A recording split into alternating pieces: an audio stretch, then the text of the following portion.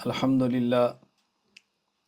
للہ وحدہ لا شریک لہ والصلاة والسلام علی من لا نبی بعدہ وعلی آلہ واصحابہ الذین اوفوا عہدہ اما بعد۔ تخصص فی العقائد الاسلامیہ کا سبق چل رہا تھا اور آج سبق کا عنوان ہوگا فقہ پر ہونے والے سوالات کے جوابات۔ سوال: قرآن و حدیث کے ہوتے ہوئے فقہ کی کیا ضرورت ہے؟ جواب: یہ سوال بنیادی طور پر فقہ کا معنی نہ سمجھنے کی وجہ سے پیدا ہوتا ہے، اس لیے کہ جس شخص کو فقہ کا معنی آئے گا اس کو یہ سوال پیدا نہیں ہوگا، اور جس کو فقہ کا معنی آئے گا وہ سوال کا جواب دے لے گا۔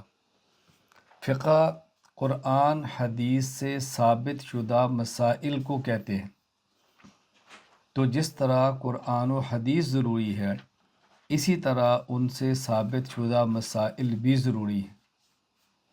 تو قرآن ہوگا، حدیث مبارک ہوگی، تو اس قرآن سے مسائل بھی ثابت ہوں گے، حدیث مبارک سے مسائل بھی ثابت ہوں گے، اور قرآن اور حدیث سے ثابت شدہ مسائل کا نام فقہ ہے۔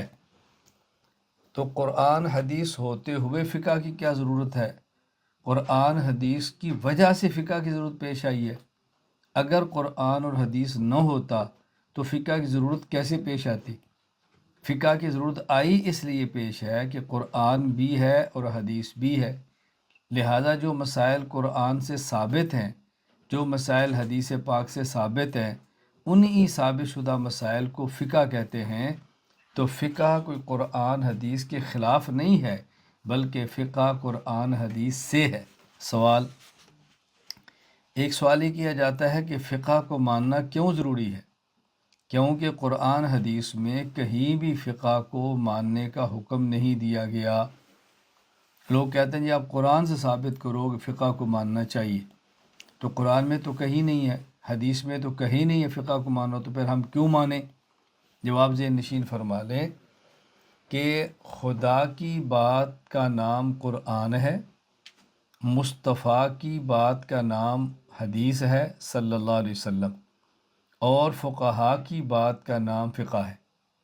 تو خدا کی بات کا نام قرآن جل جلالہ، مصطفیٰ کی بات کا نام حدیث صلی اللہ علیہ وسلم، اور فقہا کی بات کا نام فقہ رحمہم اللہ تعالی۔ قرآن کریم کی ایک ہی آیت میں خدا کی بات، مصطفیٰ کی بات اور فقہا کی بات ماننے کا حکم دیا گیا ہے، ایک ہی آیت۔ سورۃ النساء آیت نمبر 59: یا ایہا الذین آمنوا اطیعوا اللہ و اطیعوا الرسول و اولی الامر منکم، اے ایمان والو اللہ کی اطاعت کرو، رسول کی اطاعت کرو، اور اولی الامر کی اطاعت کرو۔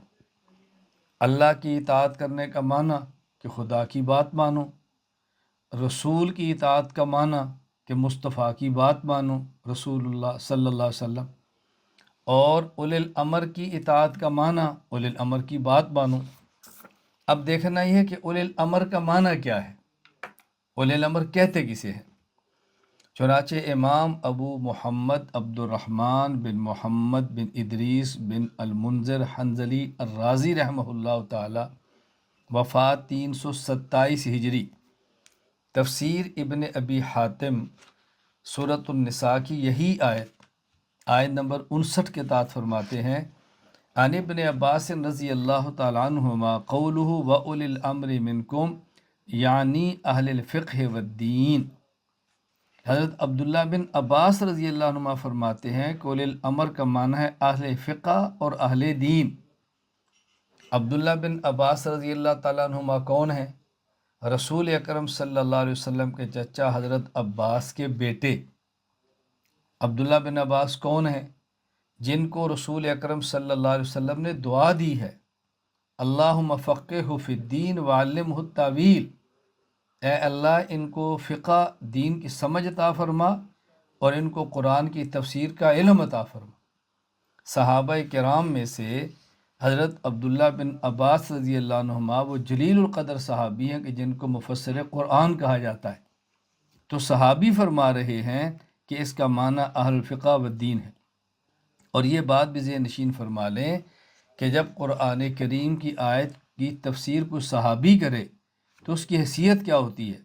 کہتے ہیں ان تفسیر الصحابی الذی شہد تنزیل، کہ وہ صحابی جو قرآن کریم کے نازل ہونے کے وقت موجود ہے، وہ جو آیت کی تفسیر کرتا ہے، حدیث مسندن، ان تفسیر الصحابی الذی شہد الوحی والتنزیل فإنہ حدیث مسند، وہ حدیث مسند ہے۔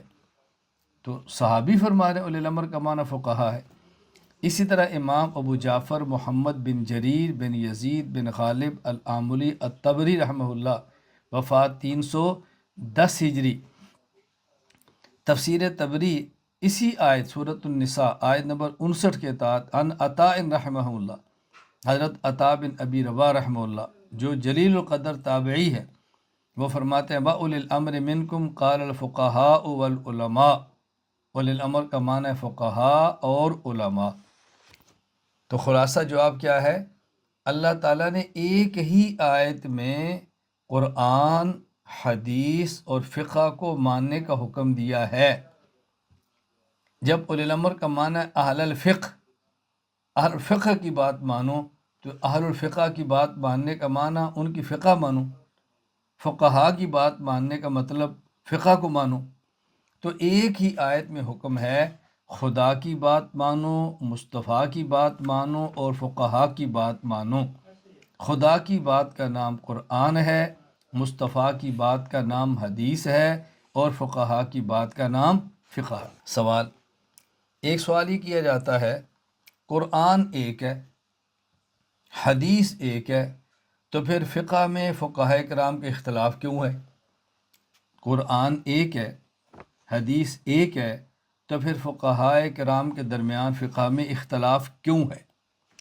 جواب ذہن نشین فرما لیں، فقہ میں اختلاف ہونے کی وجہ یہ ہے، قرآن کریم میں بسا اوقات ایک آیت ہوتی ہے اور اس آیت کا لفظ وہ ہوتا ہے کہ جس کے دو معنی ہوتے ہیں، اور ان میں سے کون سا معنی لینا چاہیے، نہ اللہ تعالیٰ نے فرمایا ہوتا ہے کہ یہاں یہ معنی لو، نہ ہی اللہ کے رسول صلی اللہ علیہ وسلم فرماتے ہیں کہ اس کا یہ معنی لو۔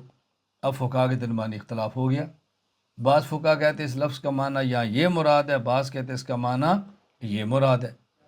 اس کی ایک مثال ذہن نشین فرما لیں، سورۃ البقرہ آیت نمبر 228، والمطلقات یتربصن بانفسہن ثلاثۃ قروء، جس عورت کو طلاق ہو یہ عورت 3 قروء عدت گزارے۔ یہ بات ذہن نشین فرما لیں، یہ ہر مطلقہ کے لیے نہیں ہے۔ جو عورت جس کا خامد فوت ہو جائے اس کی عدت یہ نہیں ہے، اس کی عدت 4 ماہ اور 10 دن ہے۔ وہ عورت کہ جس کو حیض آتا ہی نہیں ہے اس کی عدت یہ نہیں ہے، اس کی عدت 3 ماہ ہے۔ میں اس لیے گزارش کر رہا ہوں، یہ اس عورت کے بارے میں ہے جو امید کے ساتھ نہ ہو اور اس کا شوہر فوت نہیں، یعنی وہ عدت وفات نہیں گزار رہی اور اس کو ماہواری آتی ہے، ایسی عورت کو طلاق ہو جائے تو اس کی عدت 3 قروء ہے۔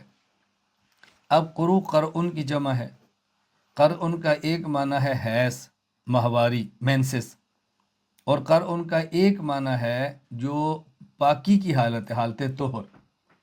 اب عورت جو عدت گزارے گی تو وہ کیا کرے، 3 حیض گزارے یا 3 طہر؟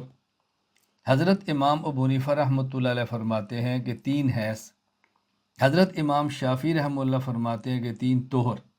تو امام ابو حنیفہ امام شافعی میں اختلاف کیوں ہوا ہے؟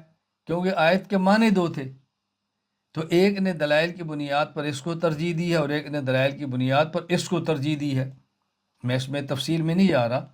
حضرت امام صاحب رحمۃ اللہ علیہ کی دلیل کا خلاصہ یہ ہے کہ حدیث پاک میں ہے کہ عورت کی کم از کم، عورت کا جو ماہواری کے دن ہیں وہ کم از کم 3 ہیں اور زیادہ سے زیادہ 10 ہیں، اور یہاں کیا ہے کہ عورت 3 قروء، 3 یہ پورے کرے۔ اب اگر عورت کو طلاق دی جائے تو اس کا شرعی اور جائز اور مناسب طریقہ یہ ہے کہ عورت کو ایسی پاکی کے دنوں میں طلاق دی جائے کہ جس میں خامد اور بیوی آپس میں نہ ملے ہوں، یعنی ہم بستر نہ ہوئے ہوں۔ جب عورت کو طلاق شوہر دے گا حالت طہر میں، پاکی کی حالت میں، اب سوال یہ ہے کہ اس کے بعد جس پاکی کی حالت میں طلاق دی ہے یہ طہر، اس کو عدت میں شمار کریں گے یا نہیں؟ اگر آپ اس کو عدت میں شمار نہیں کرتے، اس کو عدت میں شمار نہیں کرتے تو اگلے طہر سے عدت شمار کرتے ہیں تو پھر اس کی عدت زیادہ ہو جائے گی، کچھ یہ ایک حیض اور اس کے بعد طہر، کیونکہ اگلے 3 طہر ہوں گے نا، تو یہ درمیان کا زمانہ کہاں جائے گا؟ کچھ دن طہر کے، کچھ دن حیض کے، اور اگر آپ اس کو شمار کر لیتے ہیں تو طہر مکمل نہیں ہے، کچھ گزر گیا، کچھ باقی ہے۔ لیکن اگر عورت کو خامد جو ایک جائز طریقہ ہے، مناسب طریقہ ہے، اگر طلاق دینی پڑ جائے، ایسے طہر میں طلاق دے کہ خامد اور بیوی آپس میں ملے نہیں ہیں، اور اس کے بعد ایک حاض طلاق، دوسرا، تیسرا، دیکھیں کچھ بھی اضافہ نہیں ہوا، نہ کمی ہے نہ اضافہ ہے۔ خیر میں دلائل پہ بات نہیں کر رہا، میں صرف خلاصہ عرض کر رہا ہوں۔ اسی طرح احادیث مبارکہ میں بہت ساری احادیث ایسی ہیں کہ رسول اکرم صلی اللہ علیہ وسلم نے حدیث پاک کو بیان فرمایا، اور اس حدیث کا مطلب کیا ہے، اس میں یہ حکم کیوں ہے، اس کی وجہ آپ نے نہیں بیان فرمائی تو فقہا میں اختلاف ہو گیا۔ مثلا رسول اکرم صلی اللہ علیہ وسلم فرمایا البیعان بالخیار ما لم یتفرقا، ایک آدمی چیز کو خریدتا ہے اور ایک آدمی چیز کو بیچتا ہے، یہ بائع اور مشتری، خریدار اور بیچنے والا، ان کو اختیار ہے بیع مکمل ہونے کے بعد جب تک ما لم یتفرقا، ان میں جدائی نہ ہو۔ اب جدائی کا کیا معنی ہے؟ ایک معنی ہے تفرق بالابدان، یعنی ایک نے قلم خریدا، ایک نے بیچا اور وہ دکان سے چلا گیا، یہ ایک جدائی یہ ہے۔ اور ایک جدائی کیا ہے؟ ایک نے قلم خریدا، ایک نے قلم بیچا اور بات پکی ہو گئی، ٹھیک ہے جی، ہو گئی، بات پوری ہو گئی، اس کے بعد ساتھ دوسری دکان پہ یا اسی دکان پہ اور چیز خریدنی شروع کر دی، اسے کہتے ہیں تفرق بالاقوال۔ اب چونکہ رسول اللہ صلی اللہ علیہ وسلم نے تعیین نہیں فرمائی کہ یہاں جدائی سے مراد بات سے جدا ہونا ہے کہ بات مکمل ہوگی کہ دوسری کام شروع کر دیں، یا اس سے مراد جدائی ابدان کی ہے، مجلس کی ہے، اب اختلاف ہو گیا۔ بعض فقہا نے کہا اس سے مراد تفرق بالاقوال ہے، بعض نے کہا تفرق بالابدان ہے، تو اختلاف ہو گیا۔ اچھا، اسی طرح رسول اکرم صلی اللہ علیہ وسلم کی کوئی حدیث پاک ہے اور یا قرآن کریم کی آیت ہے، ایک ہے لفظ کے معنی دو ہیں، ایک یہ ہے کہ حدیثیں دو ہیں۔ اب یہ حدیث پہلے دور کی کون کی ہے، بعد کے دور کی کون سی ہے؟ یا تو اللہ کے نبی خود وضاحت فرمائے نا۔ اب مثلا رسول اکرم صلی اللہ علیہ وسلم نے نماز میں رکوع جاتے اٹھتے رفع الیدین فرمایا بھی ہے اور چھوڑا بھی ہے، یا تو آپ فرما دیتے نا میں پہلے کرتا تھا اب میں نے چھوڑ دیا ہے تم نے نہیں کرنا، یا فرماتے میں پہلے نہیں کرتا تھا اب کرتا ہوں تم نے کرنا ہے، آپ نے کیا بھی اور نہیں بھی کیا۔ اب فقہا میں اختلاف ہے کہ آپ کا آخری عمل کون سا ہے، متروک کون سا ہے۔ تو حضرت امام صاحب فرماتا ہے کہ آخری عمل نہ کرنا ہے، نہیں کرنا۔ امام شافعی رحمہ اللہ فرماتے ہیں آخری عمل کرنا ہے، لہذا کرنا ہے۔ تو اختلاف کی وجہ بسا اوقات آیت یا حدیث کے ایک لفظ کے معنی دو ہوتے ہیں اور ایک معنی کا تعین خود اللہ تعالیٰ یا رسول اللہ صلی اللہ علیہ وسلم نہیں فرماتے تو فقہا میں اختلاف ہو جاتا ہے۔ اور یا بسا اوقات ایک مسئلے پر حدیثیں کئی ہوتی ہیں تو یہ تعین کرنی مشکل ہوتی ہے کہ پہلے کے دور کی کون سی ہے اور بعد کے دور کی کون سی ہے، تو اس میں اختلاف ہو جاتا ہے۔ اچھا، یہ جو اختلاف ہے فقہا کا، یہ صرف حضرت امام ابو حنیفہ، امام مالک، امام شافعی، امام احمد میں اختلاف نہیں ہے، یہ اختلاف خود صحابہ کرام رضی اللہ تعالیٰ عنہ مجمعین کے درمیان بھی تھا، صحابہ میں بھی اختلاف ہوتا تھا، اور صحابہ کرام کے اختلاف میں کبھی کسی نے اشکال نہیں کیا تھا کہ جب قرآن ایک ہے حدیث ایک ہے تو اختلاف کیوں ہے؟ کیوں؟ اختلاف آیت یا حدیث میں نہیں ہوتا، اختلاف ہوتا ہے آیت یا حدیث کا معنی سمجھنے میں۔ مسئلہ صرف اتنا ہے، مثالیں تو بہت ساری اس کی حدیث میں موجود ہیں، میں ایک مثال پیش کر دیتا ہوں۔ صحیح بخاری حدیث نمبر 4119، حضرت عبداللہ بن عمر رضی اللہ تعالیٰ عنہ فرماتے ہیں کہ رسول اکرم صلی اللہ علیہ وسلم نے غزوہ احزاب جنگ خندق میں فراغت کے بعد فرمایا لا یصلین احد العصر الا فی بنی قریظہ، کہ تم میں سے کوئی شخص بھی نماز نہ پڑھے عصر کی مگر بنو قریظہ کے محلے میں، یعنی تم سب نے نماز بنو قریظہ کے محلے میں جا کے پڑھنی ہے عصر کی۔ صحابہ چل پڑے۔ اب راستے میں وقت تھوڑا رہ گیا، اگر بنو قریظہ کے محلے میں جاتے ہیں تو عصر کی نماز قضا ہو جائے گی، اور اگر راستے میں پڑھتے ہیں تو رسول اکرم صلی اللہ علیہ وسلم کے فرمان پر عمل نہیں ہوگا۔ تو صحابہ میں اختلاف ہو گیا۔ بعض صحابہ نے کہا کہ رسول اکرم صلی اللہ علیہ وسلم کے فرمانے کا مقصد یہ تھا کہ تم نے بنو قریظہ کے محلے میں ہی عصر پڑھنی ہے، ہم قضا ہو جائے تب بھی وہیں پڑھیں گے، کیوں ہو سکتا ہے آج حکم یہ ہو اور ہمیں نہ پتہ ہو۔ بعض نے کہا نہیں، نماز تو پڑھنی ہے وقت پہ، اب اگر ہم وہاں جا کر پڑھیں گے تو قضا ہو جائے گی۔ رسول اللہ صلی اللہ علیہ وسلم کا مقصد یہ تھا کہ تم اتنا جلدی چلو کہ عصر تک وہاں پہنچ جاؤ، ہمیں دیر ہو گئی ہے، نماز تو قضا نہ کریں۔ جب صحابہ میں دو رائے ہوگی تو بعضوں نے پڑھ لی اور بعضوں نے مؤخر کر دی۔ جب بھی رسول اللہ صلی اللہ علیہ وسلم کی خدمت میں اس واقعے کو پیش کیا گیا، کہتے ہیں فذکر ذلک للنبی صلی اللہ علیہ وسلم فلم یعنف واحدا منہم، رسول اکرم صلی اللہ علیہ وسلم نے ان میں سے کسی ایک کو بھی یہ نہیں کہا کہ تو نے غلط کیا ہے، آپ نے دونوں کو درست فرمایا۔ تو جس طرح فقہاء کرام کے درمیان اختلاف ہوتا ہے، یہ اختلاف تو صحابہ کرام کے درمیان بھی ہوتا تھا، یہ اختلاف صحابہ کرام کے درمیان بھی ہوتا تھا، یہ کوئی ایسی انوکھی بات نہیں۔ اس لیے جب آیت کے لفظ میں دو معنوں کا احتمال ہوگا، حدیث کے لفظ میں دو معنوں کا اختلاف ہوگا، تو ظاہری بات ہے ان میں سے ایک معنی متعین اللہ یا اللہ کے رسول صلی اللہ علیہ وسلم نے نہیں فرمایا ہوگا، تو صحابہ کرام کے درمیان اختلاف بھی ہوگا، یہ فطری سی بات ہے۔ ایک سوال یہاں کیا جاتا ہے کہ فقہ کے بہت سارے مسائل ایسے ہیں جو کہ قرآن کریم اور حدیث پاک کے خلاف ہیں، تو آپ فقہ کو لے لیتے ہیں اور قرآن کریم اور حدیث پاک کو چھوڑ دیتے ہیں۔ اچھا جی، کوئی مثال؟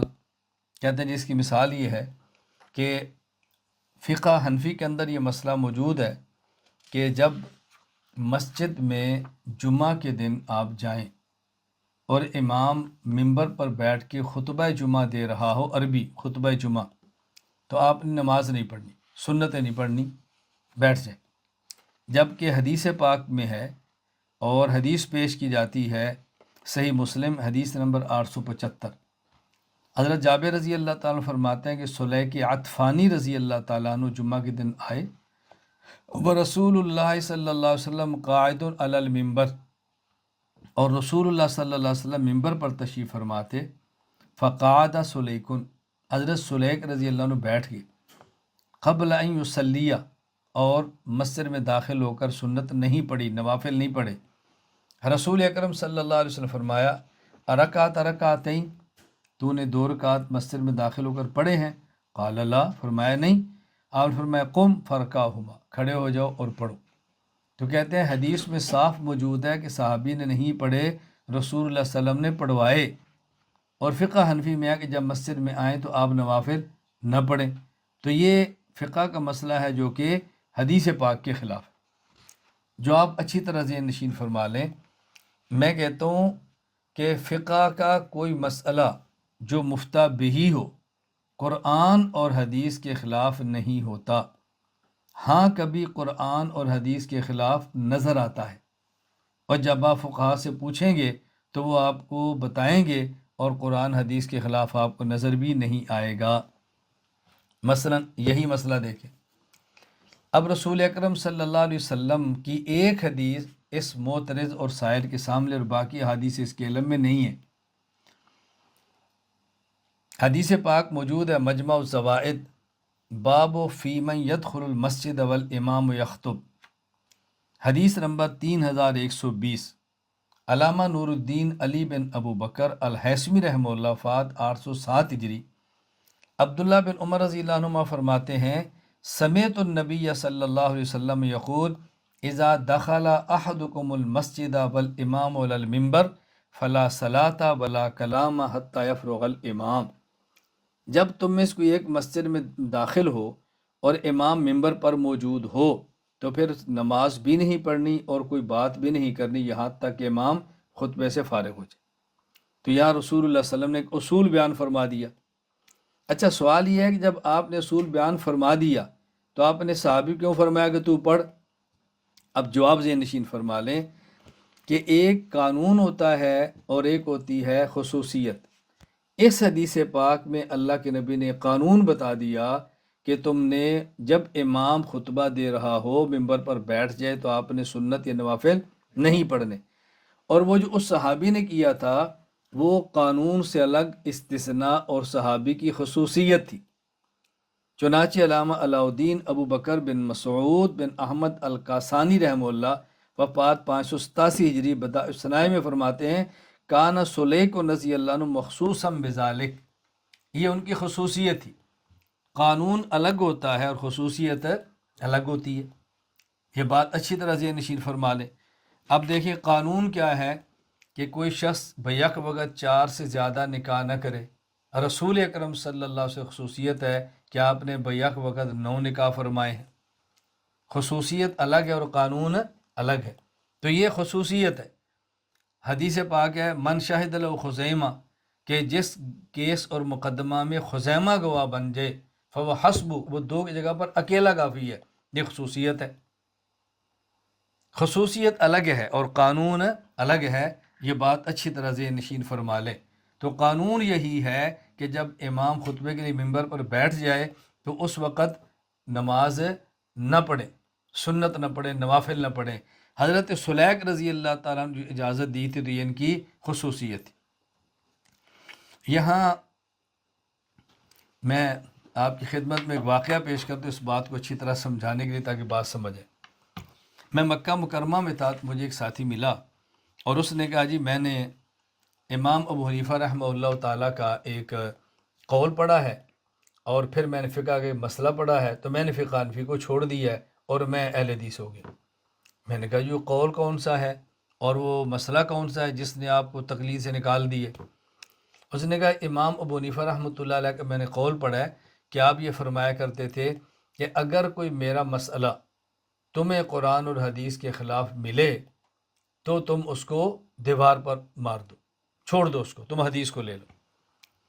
جبکہ فقہ میں مسئلہ یہ ہے کہ جب آدمی مسجد میں داخل ہو اور امام ممبر پر ہو خطبہ دے رہا ہو تو آپ نوافل نہ پڑھو، اور حدیث پاک میں اگر رسول اللہ صلی اللہ علیہ وسلم کے صحابی مسجد میں داخل ہوئے نوافل نہیں پڑھے، آپ نے پوچھا تو کہا میں نہیں پڑھے، فرمایا اٹھو اور پڑھو۔ تو یہ چونکہ مسئلہ حدیث کے خلاف ہے تو میں نے فقہ کو چھوڑ دیا۔ تو میں نے ان کو مذاق میں کہا، میں نے کہا دیکھو اگر تم حضرت امام ابو حنیفہ رحمہ اللہ کا قول سمجھ جاتے تو تم فقہ کے مسئلے چیک نہ کرتے، اور اگر تم فقہ کو سمجھ جاتے تو فقہ کو چھوڑ کر کبھی غیر مقلد نہ بنتے۔ کہا جی اس میں نہ سمجھنے والی کون سی بات ہے؟ میں نے کہا سمجھنے والی بڑی آسان سی بات ہے، وہ یہ، میں پہلے مثال دیتا ہوں پھر آپ کو بات سمجھ آئے۔ میں نے کہا میں مثال یہ دیتا ہوں، اگر آپ کسی ڈاکٹر کے پاس جاؤ اور کہو جی میرے سر میں درد ہے مجھے دوائی دو، ڈاکٹر صاحب آپ کو ایک گولی دیں اور 200 روپیہ مانگ لیں، تو آپ کہو گے ڈاکٹر صاحب اتنی مہنگی؟ تو ڈاکٹر صاحب کہتے ہیں یہ امپورٹڈ ہے، یہ باہر سے آئی ہے، بہت مہنگی ہے، تم ایسا کرو کسی کو چیک کرا لو، اگر ٹھیک نہ ہو تو اس کو گٹر میں پھینکو، مجھ سے 400 لے لو۔ میں نے کہا آپ نے اس گولی کو، بندے نے گولی کو لیا اور لے کر کسی کو چیک کرایا، اس نے سونگا، اس نے کہا تو زہر ہے یہ نہ کھانا۔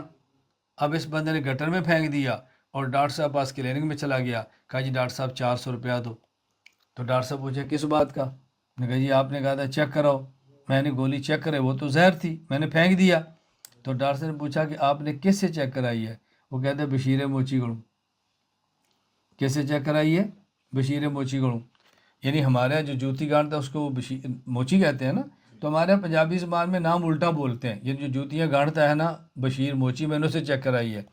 تو ڈاکٹر صاحب سے کہتے ہیں کوڑے دیا پترا تو میری گالی نہیں سمجھا۔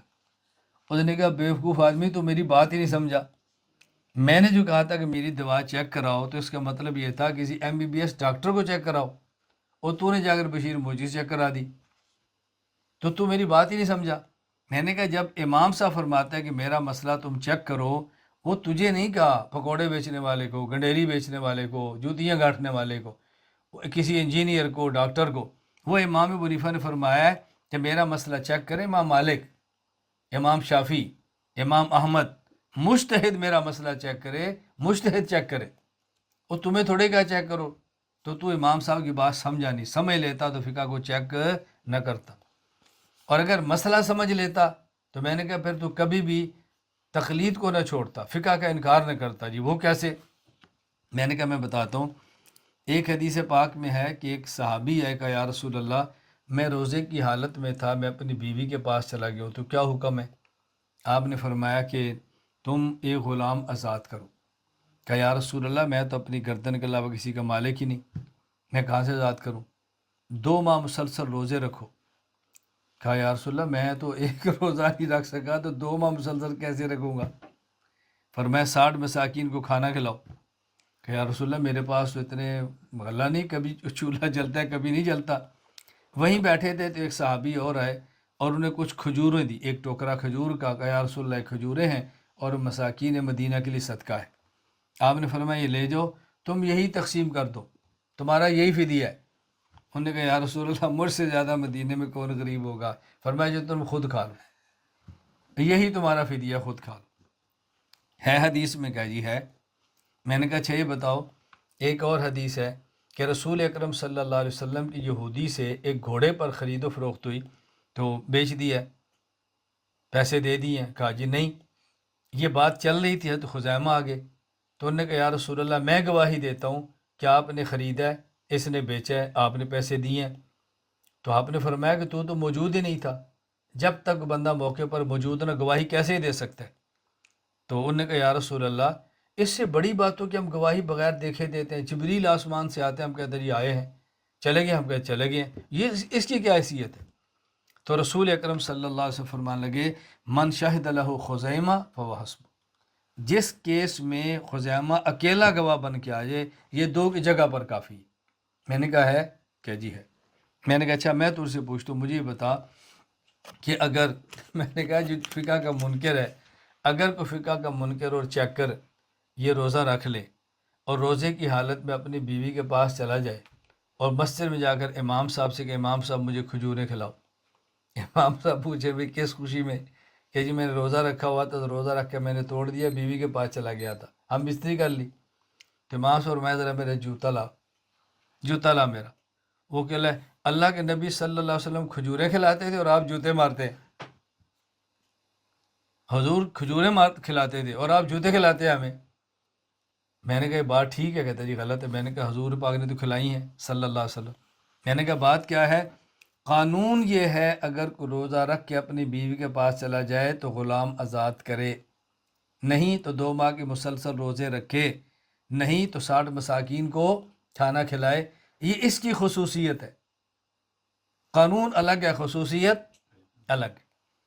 میں نے کہا اسی طرح مجھے ایک بتا، اگر عدالت میں کیس ہو اور گواہ کوئی تو جیسا چیک کر آ جائے تو جج نے بھی گواہ لاؤ، تو گواہی دے دے، تو جج کے بھی اور گواہی لاؤ، اور یہ جو چیک کرنے والا ہے منکر فقہ چیک کر، یہ کہہ دے جی میں اکیلا کافی ہوں جج صاحب، کیوں کہ جی میں گواہی دیتا ہوں کہ حضور پاک صلی اللہ علیہ وسلم گھوڑا خریدا ہے، یہودی نے بیچا ہے اور آپ نے پیسے دی، میں گواہی دیتا ہوں۔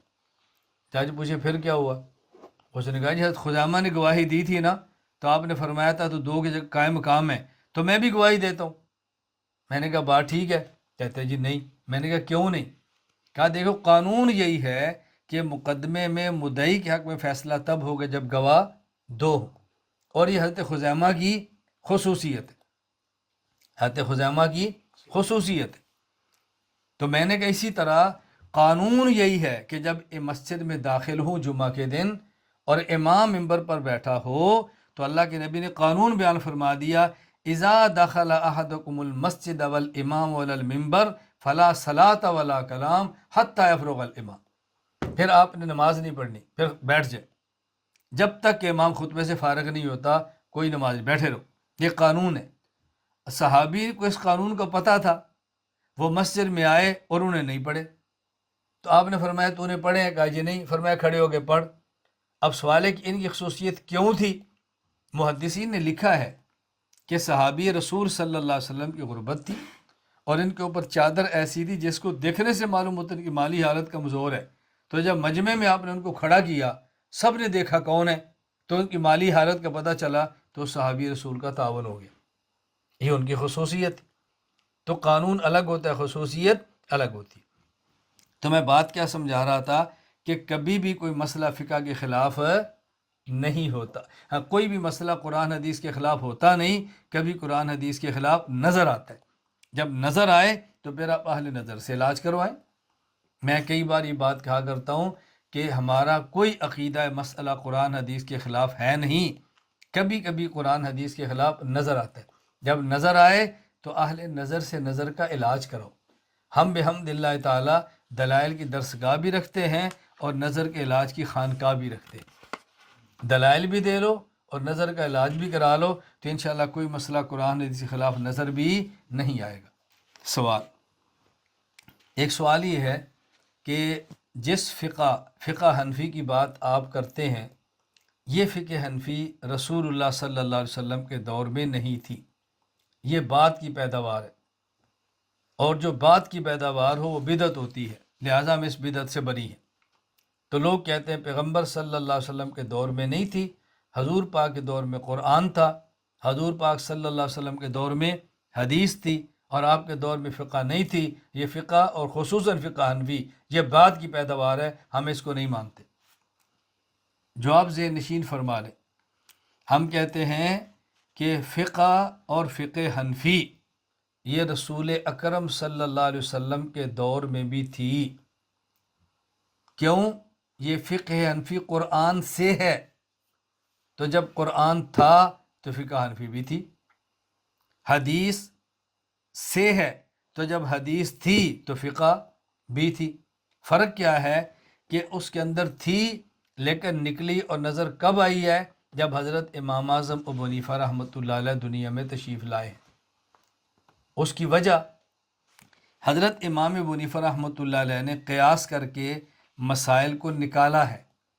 اور قیاس کے بارے میں ہمارا ضابطہ اور اصول یہ ہے، کشف الاسرار شرح اصول البزدوی، علامہ علاء الدین عبدالعزیز بن احمد بن محمد البخاری الحنفی رحمہ اللہ، وفات 730 ہجری، فرماتے ہیں ان القیاس لیس بمثبت بل ہوا مظہر. قیاس مثبت نہیں، قیاس مظہر ہے. قیاس مسائل کو بناتا نہیں ہے بلکہ قیاس مسائل کو دکھاتا ہے. نص قرآن یہ مسئلے کو ثابت کرتی ہے، یہ مسئلے کو بناتی ہے. نص اور حدیث یہ مسئلے کو ثابت کرتی ہے، بناتی ہے. اور قیاس یہ مسئلہ ثابت کرتا بناتا نہیں ہے بلکہ مسئلے کو ظاہر کرتا ہے. تو مسئلہ تو موجود تھا، ابو حنیفہ رحمۃ اللہ مسئلے کو دکھا دیا ہے، ظاہر کر دیا. اور یہ بات دوسری وجہ ذہن نشین فرما لیں کہ حضرت امام ابو حنیفہ رحمۃ اللہ علیہ کے فقہا نے فرمایا کہ یہ سراج الامہ ہے، اس امت کا چراغ ہے، اس امت کا چراغ ہے، سراج الامت ہے. چنانچہ شمس الائمہ امام محمد بن احمد بن ابی سال السرخسی رحمہ اللہ، وفات 483 ہجری، المبسوط میں فرماتے ہیں وَأَوَّلُ مَنْ فَرَّعَ فِيهِ وَأَلَّفَ وَصَنَّفَ سراج الامہ ابو حنیفہ رحمہ اللہ تعالی بتوفیق من اللہ عز وجل خصہ بہ.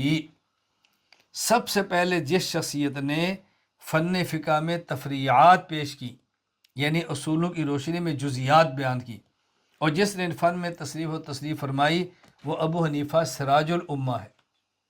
ابو حنیفہ سراج الامہ. توجہ سے بات سمجھنا. امام برہان الدین محمود بن احمد بن اسد الشہید البخاری رحمہ اللہ، وفات 616 ہجری، المحیط البرہانی، فرماتے ہیں قام ینصر ھذا الدین الامام الاعظم سراج الامہ ومنہاج الملہ ہاد الخلق وناصر الحق ابو حنیفہ و صحاب رضوان اللہ علیہ مجمعین. اس دین کی نصرت کے لیے جو شخص کھڑا ہوا وہ ہے الامام الاعظم سراج الامہ، امت کا سراج. سراج کہتے ہیں چراغ کو. چراغ حرف بناتا نہیں ہے چراغ حرف دکھاتا ہے۔ رات آپ اٹھے ہیں، تہجد کی نماز پڑھی ہے، نماز سے فراغت کے بعد قرآن کریم کی تلاوت کرنا چاہا تو آپ نے قرآن کریم کھولا تو الفاظ نظر نہیں آ رہے، آپ نے چراغ جلا دیا، لائٹ جلا دی تو قرآن کریم کے الفاظ نظر آ گئے۔ تو اس چراغ کے جلنے سے قرآن کے الفاظ بنے نہیں ہیں، بلکہ قرآن کے الفاظ نظر آئے ہیں۔ تو چراغ الفاظ کو بناتا نہیں ہے، بلکہ الفاظ کو ظاہر کر کے دکھاتا ہے۔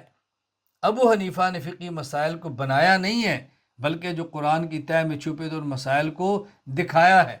تو جب سے قرآن ہے تب سے فقہ ہے۔ میں اس کی مثال دیا کرتا ہوں، آپ اپنے علاقے میں مسجد بناتے ہیں، اور جب مسجد بناتے ہیں تو وہاں بور کرتے ہیں پانی نکالنے کے لیے۔ آپ اپنا مکان بناتے ہیں تو بور کرتے ہیں، کنواں کھودتے ہیں پانی نکالنے کے لیے۔ تو جب ہم نے مکان بنایا، مسجد بنائی، خانقاہ بنائی، تو وہاں بور کیا تو نیچے سے پانی نکلا۔ پانی تو پہلے بھی تھا لیکن نکلا اب ہے۔ تو کوئی یہ نہیں کہتا کہ پانی اس انجینئر نے، اس مستری نے بنایا ہے، وہ کہتے ہیں جی پانی زمین کے اندر تھا، اس نے پانی کو نکالا ہے، اس نے پانی کو نکالا ہے۔ اب دیکھیں، اگر آپ کے علاقے میں آپ کی مسجد 500 سال سے ہے تو پانی جو آپ کے اوپر نظر آ رہا ہے وہ 500 سال سے نہیں ہے، پانی ہو سکتا ہے 5000 کیا 5 کروڑ سال، ہمیں تو نہیں پتہ کتنا پہلے سے ہو، لیکن جب مسجد بنی ہے تو انجینئر نے پانی نکال دیا ہے۔ تو امام ابو حنیفہ رحمۃ اللہ علیہ ماہر فی الفقہ مجتہد ہیں، وہ مسائل بناتے نہیں ہیں بلکہ مسائل کو ظاہر کر کے دکھاتے ہیں۔ تو یہ نہیں کہ فقہ حنفی کو نئی چیز ہے، بدعت ہے، جب سے قرآن ہے تب سے ہے، جب سے حدیث ہے تب سے ہے، اس کی تہ میں موجود تھے اور انہوں نے نکال کے دکھا دیا ہے۔ ایک سوال یہ کیا جاتا ہے کہ حنفی، مالکی، شافی، حنبلی، یہ جو 4 اماموں کے اختلاف ہے، 4 فقہوں کے اختلاف ہے، یہ جو مذاہب کا اختلاف ہے، یہ واعتصموا بحبل اللہ جمیعا ولا تفرقوا کے خلاف ہے۔ قرآن کہتا ہے واعتصموا بحبل اللہ جمیعا، تم سارے مل کر اللہ کی رسی کو مضبوطی سے پکڑو، ولا تفرقوا، اور تم فرقے مت بناؤ، تم ٹولیوں میں مت بٹو، تم گروہ مت بناؤ۔ تو لوگ کہتے ہیں جی یہ واعتصموا بحبل اللہ کے خلاف ہے، یہ فقہی اختلاف اور مذاہب کے اختلاف، یہ 4 فقہیں واعتصموا بحبل اللہ کے خلاف ہے، یہ فرقہ بندی ہے۔ جب آپ توجہ ذہن نشین فرما لیں، یہ سوال اور یہ اعتراض خود قرآن کریم کا لفظ حبل اللہ نہ سمجھنے کی وجہ سے ہے۔ قرآن کریم کہتا ہے واعتصموا بحبل اللہ، تم مضبوطی سے پکڑو اللہ کی رسی کو۔ رسی ایک دھاگے کا نام نہیں ہے، رسی کئی دھاگوں کے مجموعے کا نام ہے، رسی کئی دھاگوں کے مجموعے کا نام ہے۔ تو قرآن کریم نے فرمایا کہ تم نے اللہ کے دین کی رسی، یعنی اللہ کے دین کی رسی میں جتنے دھاگے ہیں تم نے سب کو تھامنا ہے، یہ ہے حبل اللہ کو پکڑنا۔ اور ولا تفرقوا، یہ نہ کرنا کہ ایک دھاگا پکڑ لے، ایک دوسرا دھاگا پکڑ لے، تیسرا دھاگا پکڑ لے اور کہ یہی دین کی رسی ہے، یہ دین کی رسی نہیں ہے۔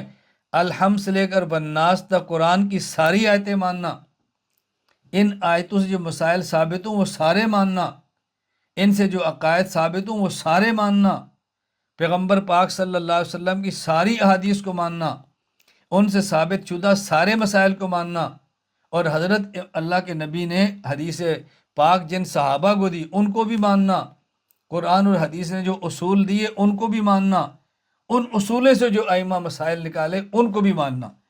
یہ نہیں کہ تم قرآن پکڑ لو اور کوئی حدیث کو نہیں مانتے، تم قرآن حدیث پکڑ لو کوئی فقہ کو نہیں مانتے، تم اللہ کے نبی کو پکڑ لو کوئی صحابہ کو نہیں مانتے، یہ نہ کرنا۔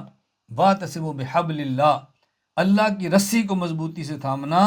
اللہ کی رسی وہی ہے جس کے اندر یہ سارے دھاگے بنے تو پھر رسی بنتی ہے۔ ایک دھاگے کو لے کر نہ دوڑ جانا، اس سے فرقہ واریت ہوگی اور امت ٹکڑوں میں بٹ جائے گی۔ آگے لوگ کہتے ہیں نا ہم اہل قرآن ہیں، ہم حدیث نہیں مانتے، یہ ٹکڑا ہے، ہم اہل حدیث ہیں، ہم فقہ کو نہیں مانتے، یہ ٹکڑا ہے. ہم اہل بیت ہیں، صحابہ کو نہیں مانتے، یہ ٹکڑا ہے. ایک ہم ہے، ہم کہتے ہیں ہم قرآن بھی مانتے ہیں، حدیث بھی مانتے ہیں، پیغمبر پاک صلی اللہ علیہ وسلم کو بھی مانتے ہیں، اہل بیت بھی مانتے ہیں، صحابہ کرام کو بھی مانتے ہیں، فقہا کو بھی مانتے ہیں. یہ ہے واعتصموا بحبل اللہ جمیعا ولا تفرقوا. یعنی عجیب بات ہے کہ جو آیت ان سب کو ماننے پر تھی اسی آیت کو پیش کیا جا رہا ہے ان کو نہ ماننے پر. اسے کہتے ہیں چوری اور سینہ زوری. الٹا چور کوتوال کو ڈانٹے. چوری بھی یہ کرتے ہیں اور چور بھی یہی کہتے ہیں. اللہ کے لیے طلبا ان فتنوں کو سمجھو، خدا کے لیے ان فتنوں کو سمجھو، اللہ کے لیے ان فتنوں کو سمجھنے کی کوشش کرو. اللہ میں بات سمجھنے کی توفیق عطا فرمائے. سوال، ایک سوال ہی کیا جاتا ہے کہ جی فقہ حنفی حضرت امام ابو حنیفہ رحمۃ اللہ علیہ سے صحیح سند کے ساتھ ثابت نہیں. یہ بات کے لوگوں نے بلائی ہے اور امام ابو حنیفہ کے کھاتے ڈال دیے. بہت سارے منکر فقہ، منکر تقلید یہ اعتراض کر دیتے ہیں، یعنی فقہ حنفی کے بعض مسائل لیں گے جو ان کی نظر میں قرآن کے خلاف ہوں گے. کہیں گے ابو حنیفہ تو بہت بڑے عالم تھے، ابو حنیفہ تو بہت نیک تھے، ان نے تو کہا تھا اذا صح الحدیث و مذہبی، صحیح حدیث میرا مذہب ہے. یہ تو بعد کے لوگوں نے مسئلے گھڑ دیے ہیں اور فقہ میں ڈال کے ابو حنیفہ کے کھاتے ڈال دیے ہیں. تو بندہ سے کہہ دیا تو بڑا معتدل ہے، بڑا دیانتدار ہے، بڑی زبردست بات کر رہا ہے. اب دیکھو کتنا بڑا دھوکہ دیا. کہا جی یہ فقہ ابو حنیفہ سے صحیح سند سے ثابت نہیں ہے، صحیح سند سے ثابت کرو. جواب ذہن نشین فرما لیں، فقہ حنفی امام ابو حنیفہ رحمۃ اللہ علیہ سے تواتر سے ثابت ہے. تواتر کسے کہتے ہیں؟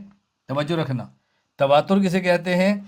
تواتر اس بات کو کہتے ہیں کہ جس کو نقل کرنے والے اتنے زیادہ لوگ ہوں کہ عقل ان کو جھوٹا نہ کہے، یہ ہے تواتر.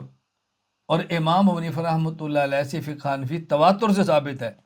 چنانچہ علامہ محمد امین بن عمر ابن عابدین الشامی رحمہ اللہ، وفات 1252 ہجری، ظاہر الروایت جو امام محمد کی کتابیں ہیں ان کے بارے میں لکھتے ہیں شرح عقود رسم المفتی میں، وَإِنَّمَا سُمِّيَتْ بِظَاهِرِ الرِّوَایَةِ لِأَنَّ رُوِیَتْ عَنْ مُحَمَّدٍ بِرِوَایَتِ الثِّقَاتِ فَهِیَ ثَابِتَةٌ عَنْهُ اِمَّا مُتَوَاتِرَةٌ أَوْ مَشْهُورَةٌ.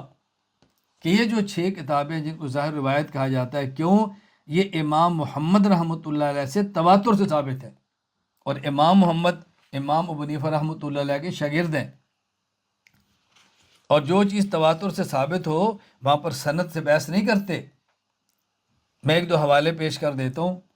حافظ ابو الفضل احمد بن علی بن محمد بن احمد المعروف ابن حجر اسقلانی رحمہ اللہ، وفات 852 ہجری، نزہۃ النظر فی توضیح نخبۃ الفکر میں فرماتے ہیں والمتواتر لا یبحث عن رجال بل یجب العمل به من غیر بحث.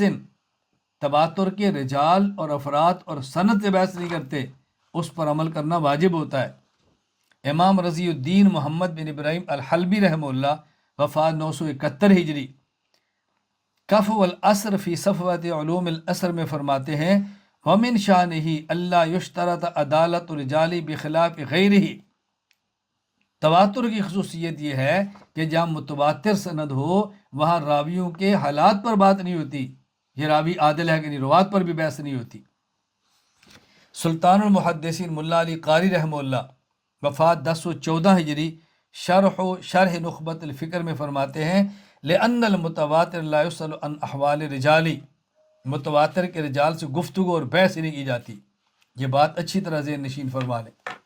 اس لیے تو تواتر سے ثابت ہے، تو جو چیز تواتر ثابت ہو اس پر گفتگو نہیں ہوتی.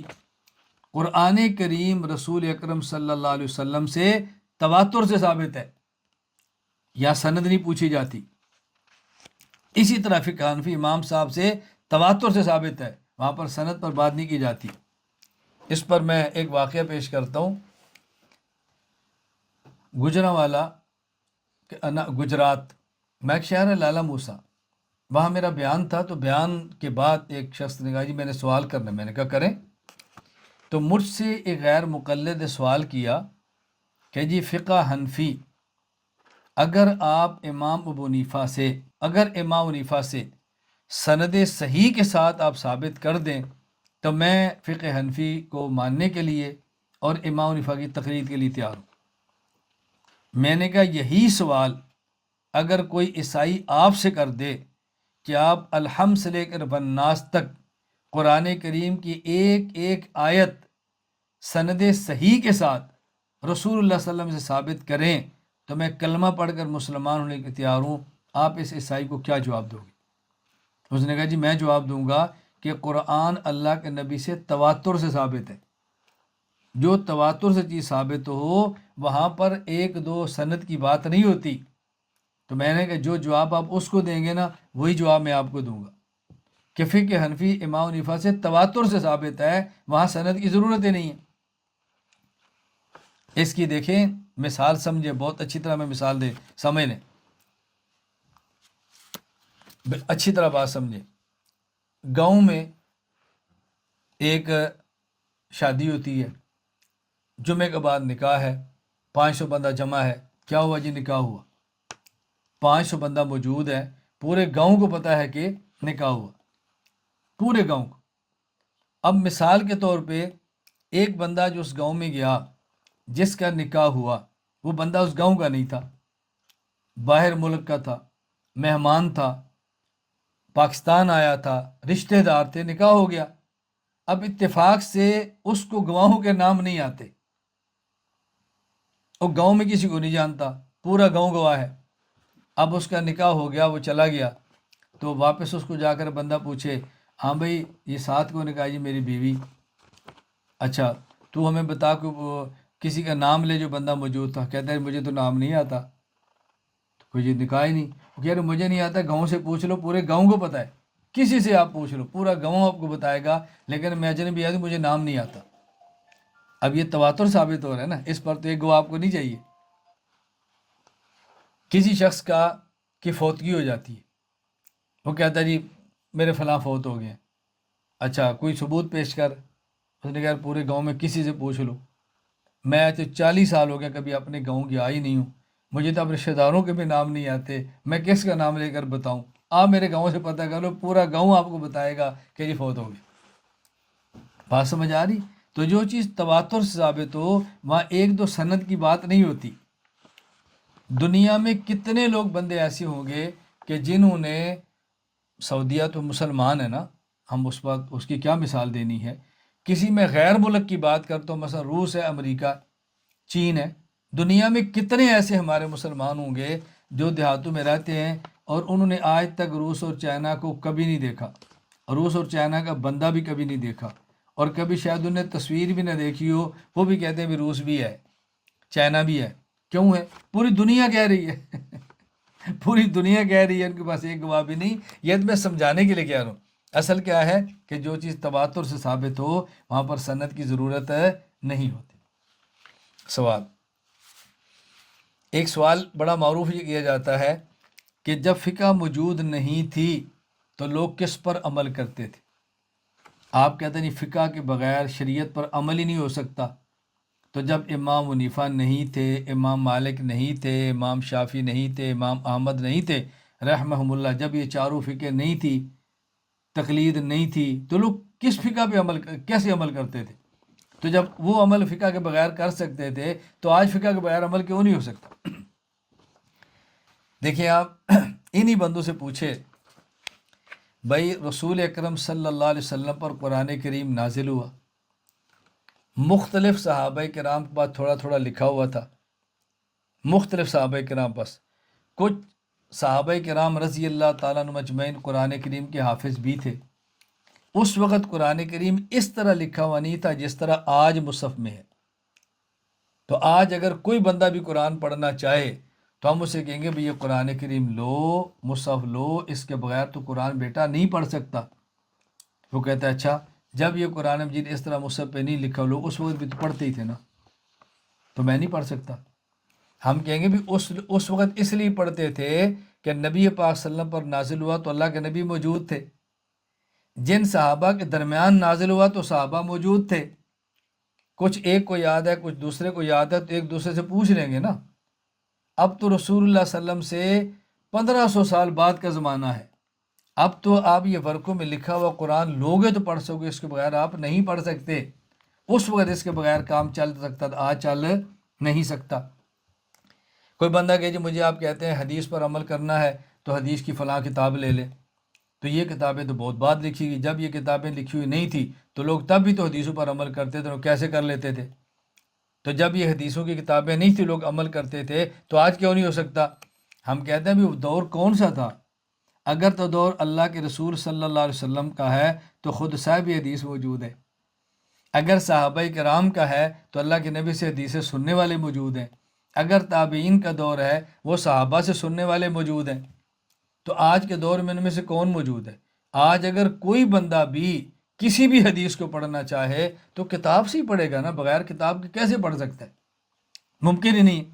اسی طرح جب وہ دور تھا کہ اللہ کے نبی صلی اللہ علیہ وسلم موجود ہیں تو کسی نے مسئلہ پوچھنا تو اللہ کے نبی سے پوچھ لے، رسول اکرم صلی اللہ علیہ وسلم جہاں نہیں ہے تو ان کے شاگرد صحابہ سے پوچھ لے، جہاں وہ نہیں ہے تو ان کے شاگرد تابعین سے پوچھ لے۔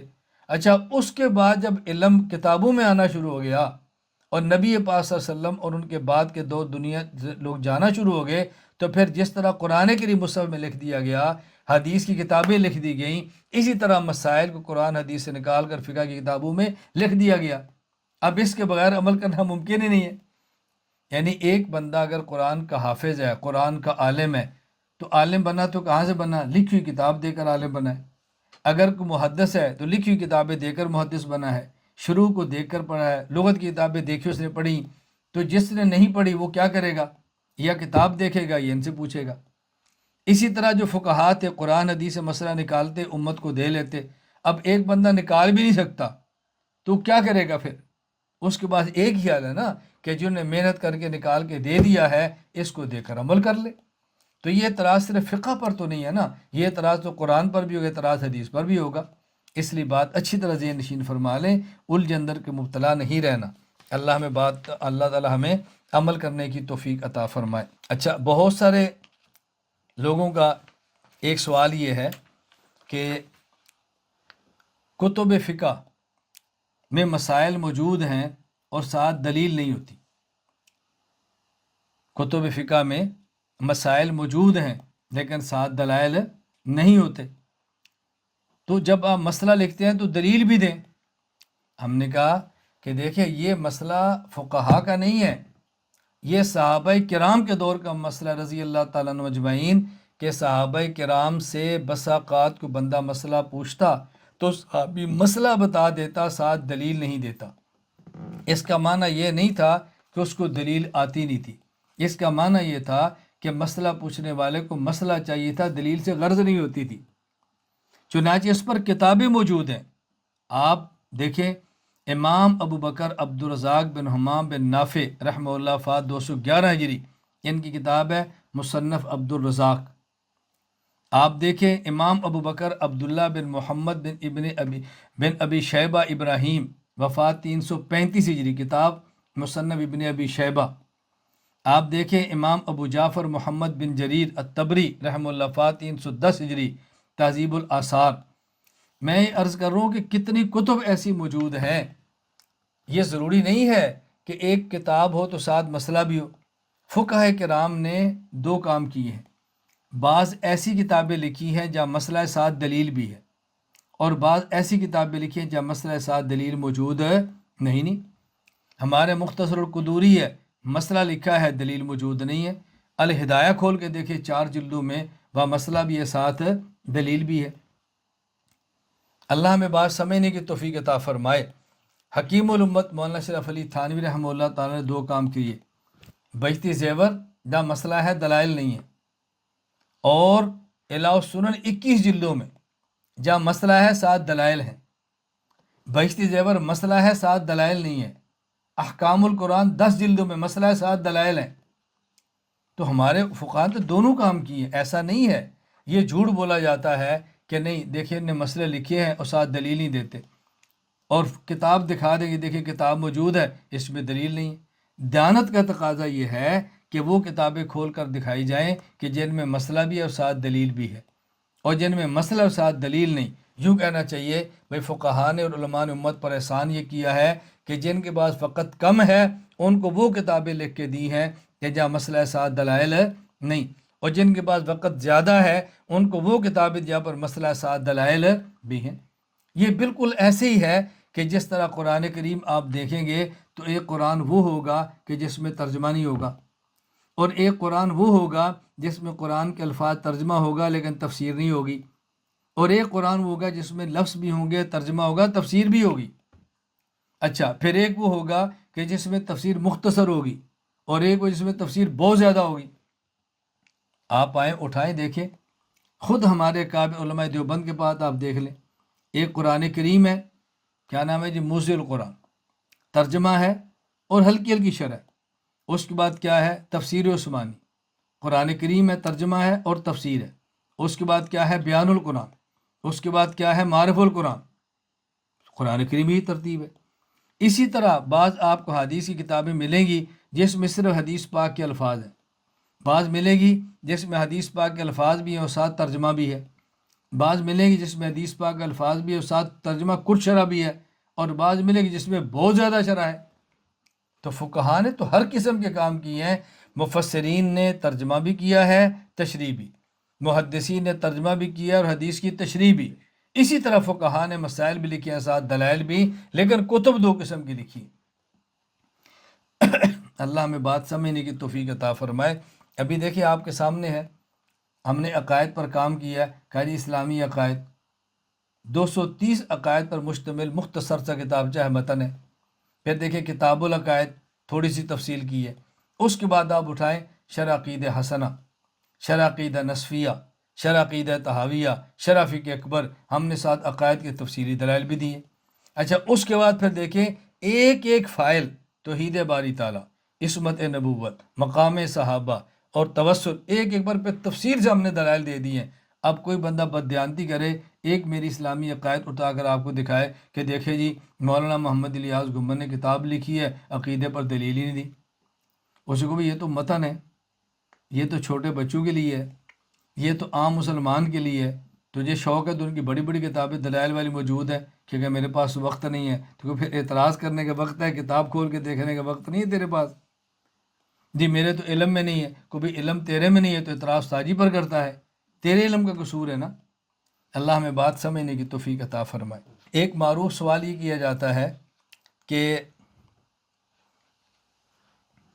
ہم کہتے ہیں یہ فقہ کوفی ہے۔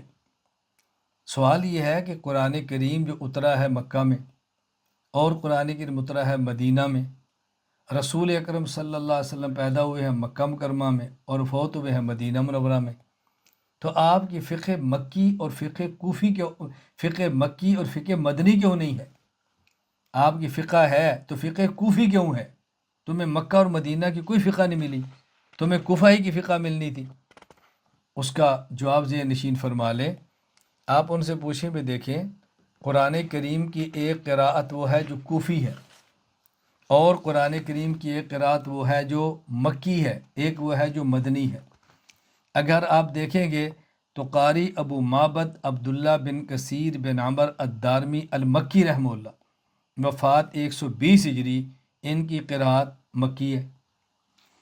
قاری ابو رویم نافع بن عبد الرحمن اللیثی المدنی رحمہ اللہ، وفات 169 ہجری، ان کی قراءت مدنی ہے۔ اچھا، سوال یہ ہے کہ ایک قراءت مکی ہے اور ایک قراءت مدنی ہے، لیکن خود مکہ مکرمہ میں، حرم پاک میں، اور خود مدینہ منورہ مسجد نبوی میں جو قراءت پڑھی جا رہی ہے وہ قراءت مکی نہیں، بلکہ قاری عاصم بن ابی نجود الاسدی الکوفی رحمہ اللہ، وفات 127 ہجری کی، وہ کوفی ہے۔ تو قراءت مکی بھی ہے، قاری بھی مکی ہے، قراءت مدنی ہے، قاری بھی مدنی ہے، اور خود مکہ مکرمہ اور مدینہ منورہ میں جس قاری کی قراءت پڑھی جا رہی ہے وہ قاری کوفی ہے اور قراءت کوفی ہے۔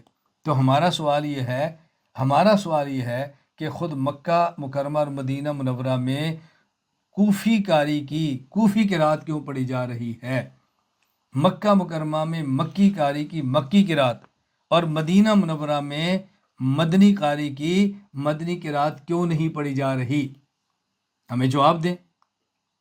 وہ جواب اگر دیں گے تو یہی جواب دیں گے کہ جو قرآن کریم مکہ مکرمہ میں نازل ہوا، جو قرآن کریم مدینہ منورہ میں نازل ہوا، یہی قرآن کریم کوفہ میں گیا ہے اور یہی کوفہ سے واپس آیا ہے، تو مکہ اور مدینہ میں پڑھے جانے والی قرات اگرچہ کوفی ہے لیکن قرآن وہی ہے جو مکہ مکرمہ میں نازل ہوا تھا اور مدینہ منورہ میں نازل ہوا۔ تو ہم کہتے ہیں جو کوفی فقہ ہے یہ الگ نہیں، وہی ہے۔ جب قرآن کریم مکہ سے مدینہ گیا ہے تو الفاظ گئے ہیں تو ساتھ الفاظ کا معنی بھی گیا ہے، اور جب قرآن مدینہ سے کوفہ گیا ہے تو الفاظ گئے ہیں تو ساتھ معنی بھی گیا ہے۔ ایک ہوتی ہے روایت اور ایک ہوتی ہے درایت۔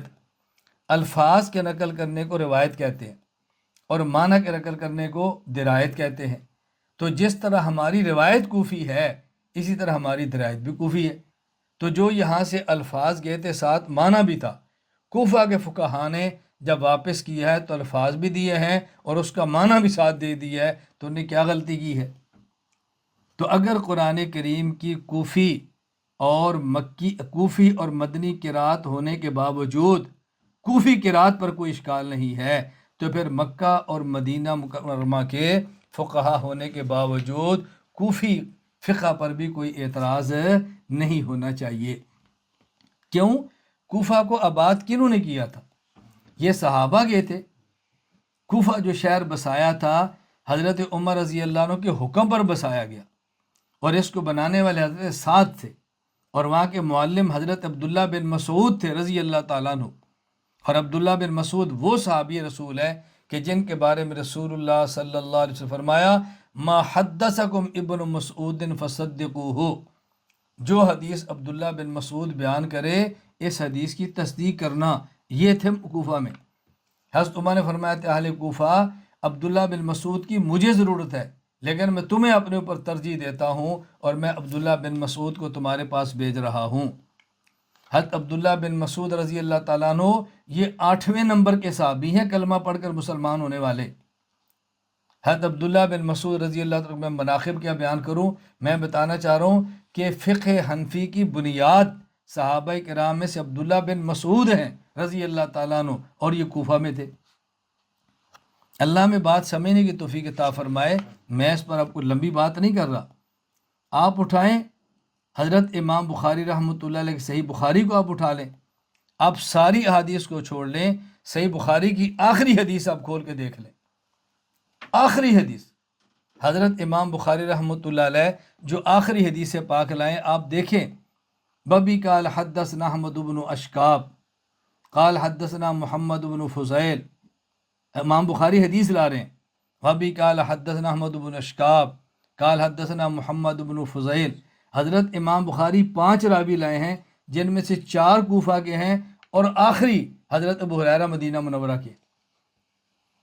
میں خیر اب کوفہ کی فضیلت پر بیان نہیں کر رہا، میں صرف یہ کہہ رہا ہوں اگر کوفی اور مدنی قرات کے ہوتے ہوئے، اگر کوفی قرات مکی اور مدنی قرات کے ہوتے ہوئے کوفی قرات پر کوئی اشکال نہیں ہے تو پھر کوفی فقہ پر بھی کوئی اشکال نہیں ہونا چاہیے۔ بابی قال حدثنا احمد بن اشکاب قال حدثنا محمد بن فضیل عن عمارۃ بن القعقاع عن ابی زرع عن ابی ہریرہ۔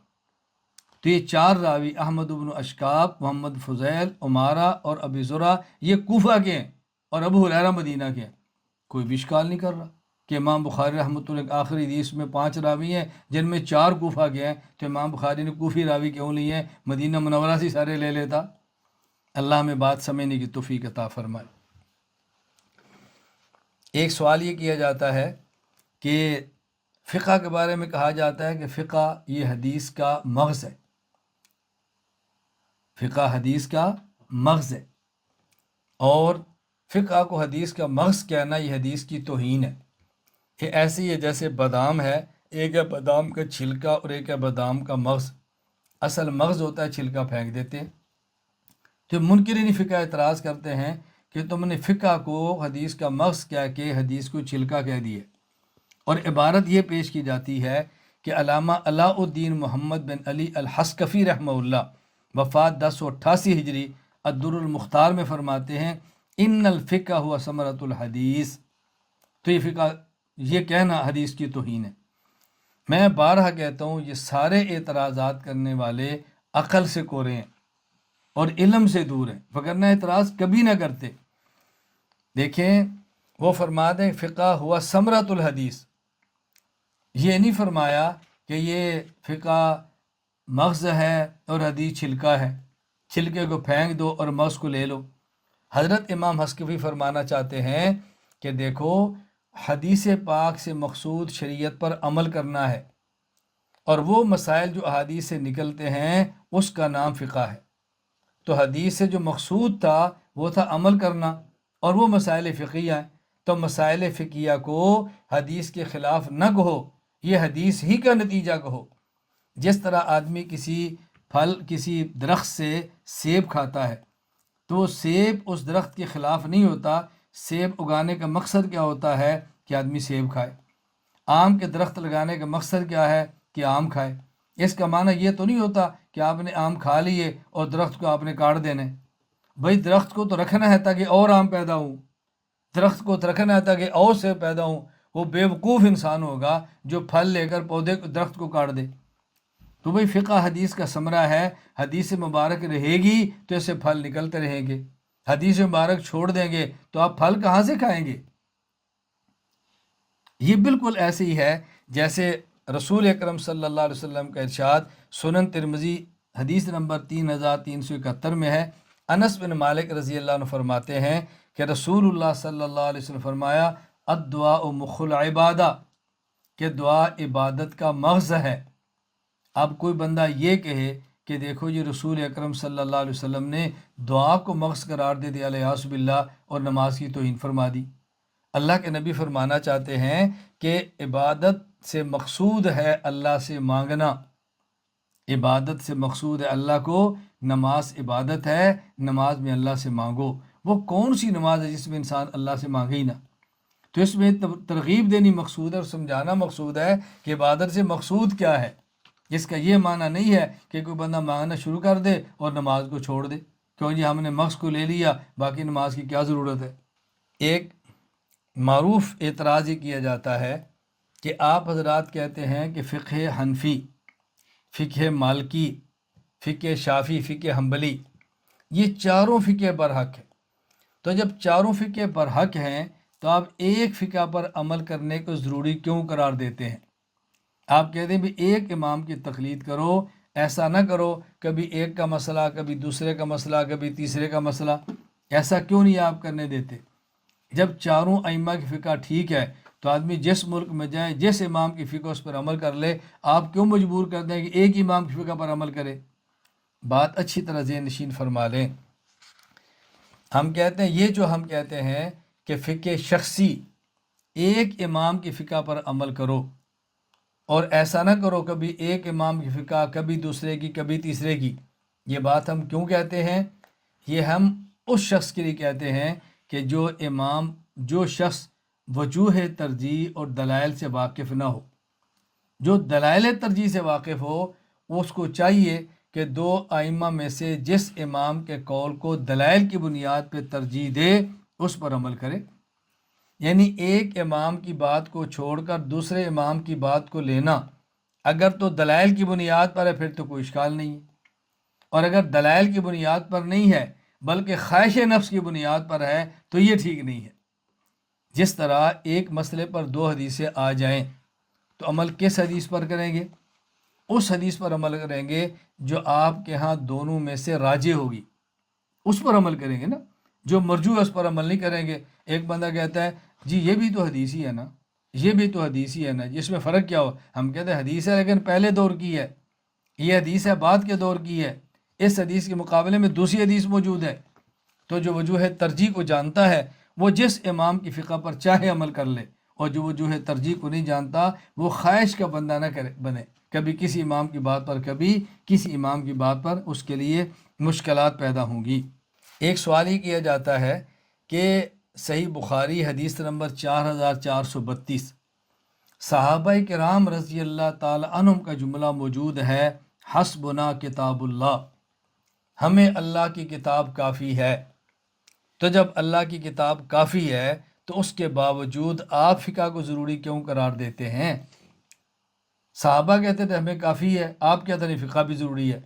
جواب ذہن نشین فرما لیں، ہم نے کہا اگر حسبنا کتاب اللہ کہنا اس کا مطلب یہ کہ فقہ کی ضرورت نہیں، تو کل کو وہ لوگ جو حدیث کے منکر ہیں وہ کہہ دیں گے حدیث کی ضرورت بھی نہیں، کیونکہ صحابہ فرماتے تھے حسبنا کتاب اللہ۔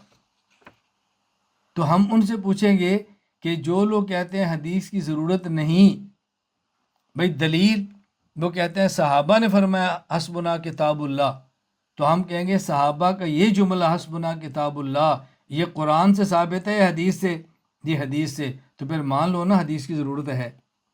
یہ جملہ بھی تمہیں حدیث سے مل رہا ہے، حدیث کے باعث سے تو نہیں مل رہا۔ تو وہ صحابہ کرام رضی اللہ تعالی عنہم اجمعین جو حسبنا کتاب اللہ فرماتے تھے وہی حدیث کو ضروری بھی سمجھتے تھے۔ جو صحابہ کرام حسبنا کتاب اللہ فرماتے تھے وہی صحابہ کرام تقلید بھی کرتے تھے، وہی اجتہاد بھی کرتے تھے، وہی فقہ پہ عمل بھی کرتے تھے، وہی مسائل فقہ کے استنباط کرتے تھے، وہی صحابہ کرام تھے۔ حسبنا کتاب اللہ کا صحیح معنی کیا ہے؟ کہ ہمیں کتاب اللہ کافی ہے۔ کیا معنی؟ ایک ہے قرآن کتاب اللہ، ایک ہے قرآن کریم کی تشریح جو اللہ کے نبی صلی اللہ علیہ وسلم نے فرمائی ہے حدیث، اور ایک ہے قرآن کریم کی تشریح جو اللہ کے نبی نے فرمائی حدیث، اور ایک ہے وہ اصول جو قرآن کریم نے دیے ہیں، اور ایک ہے ان اصولوں سے مسائل ثابت ہوں جو اصول قرآن نے دیے ہیں۔ تو حسبنا کتاب اللہ کا معنی یہ ہے کتاب اللہ کو بھی مانے، اور کتاب اللہ کی تشریح رسول اللہ صلی اللہ علیہ وسلم کی حدیث ان کو بھی مانتے، اور جو قرآن کریم نے اصول دیے ہیں ان کو بھی مانیں، اور ان اصولوں کی روشنی میں جو مسائل نکلے ہیں ان کو بھی مانیں۔ یہ ہے حسبنا کتاب اللہ، یہ ہے حسبنا کتاب اللہ۔ بات اچھی طرح سمجھ لیں۔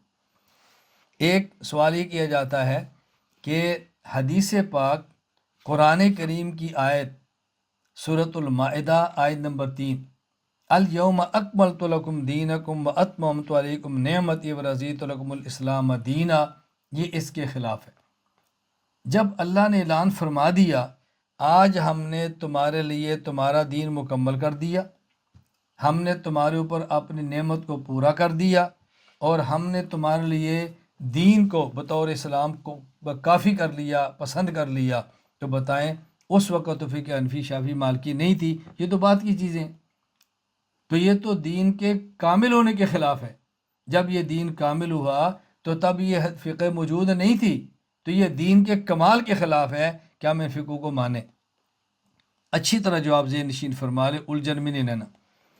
ہم نے کہا اگر تو الیوم اکملت لکم دینکم کا معنی یہ ہے کہ جس دن یہ آیت نازل ہوئی اس دن کے بعد کوئی چیز بھی آئے گی وہ دین کے خلاف ہوگی اور دین کے کامل ہونے کے خلاف ہوگی، تو یہ آیت نازل ہوئی ہے اور اس کے 85 دن بعد تک رسول اکرم صلی اللہ علیہ وسلم زندہ رہے ہیں اس دنیا میں، اور وَاتَّقُوا يَوْمًا تُرْجَعُونَ فِيهِ إِلَى اللَّهِ یہ آیت بھی اس آیت کے نازل ہونے کے بعد نازل ہوئی ہے، تو پھر کہیں گے نا یہ آیت بھی دین کے کامل ہونے کے خلاف ہے۔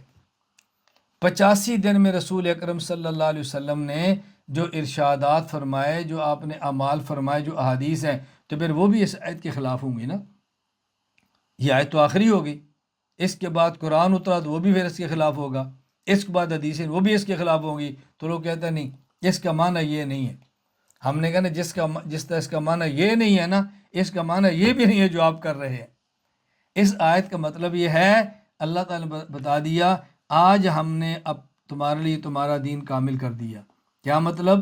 کچھ مسائل وہ تھے جو ہم نے قرآن کریم میں بتا دیے، کچھ مسائل وہ تھے جو پیغمبر پاک کے وجود اثر سے بتا دیے، اور کچھ اصول وہ تھے جو ہم نے قرآن کریم میں دے دیے، اور باقی مسائل وہ تھے جو قرآن کی تہ میں رکھ دیے۔ اب اس اصولوں کی روشنی میں قرآن سے نکالنا ہے، دین کو کامل اور مکمل کر دیا گیا ہے، یہ ہے دین کے کامل ہونے کا معنی۔ اور اس قرآن کریم نے جب دین کے کامل ہونے کا اعلان فرمایا تو اس قرآن کریم میں یہ آیات موجود ہیں. میں پڑھ دیتا ہوں تاکہ 4 آیات آپ ذہن میں رکھیں، یہ کامل ہونے کے اندر شامل ہیں.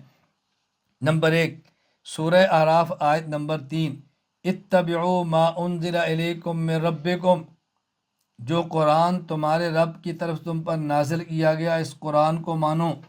نمبر 1.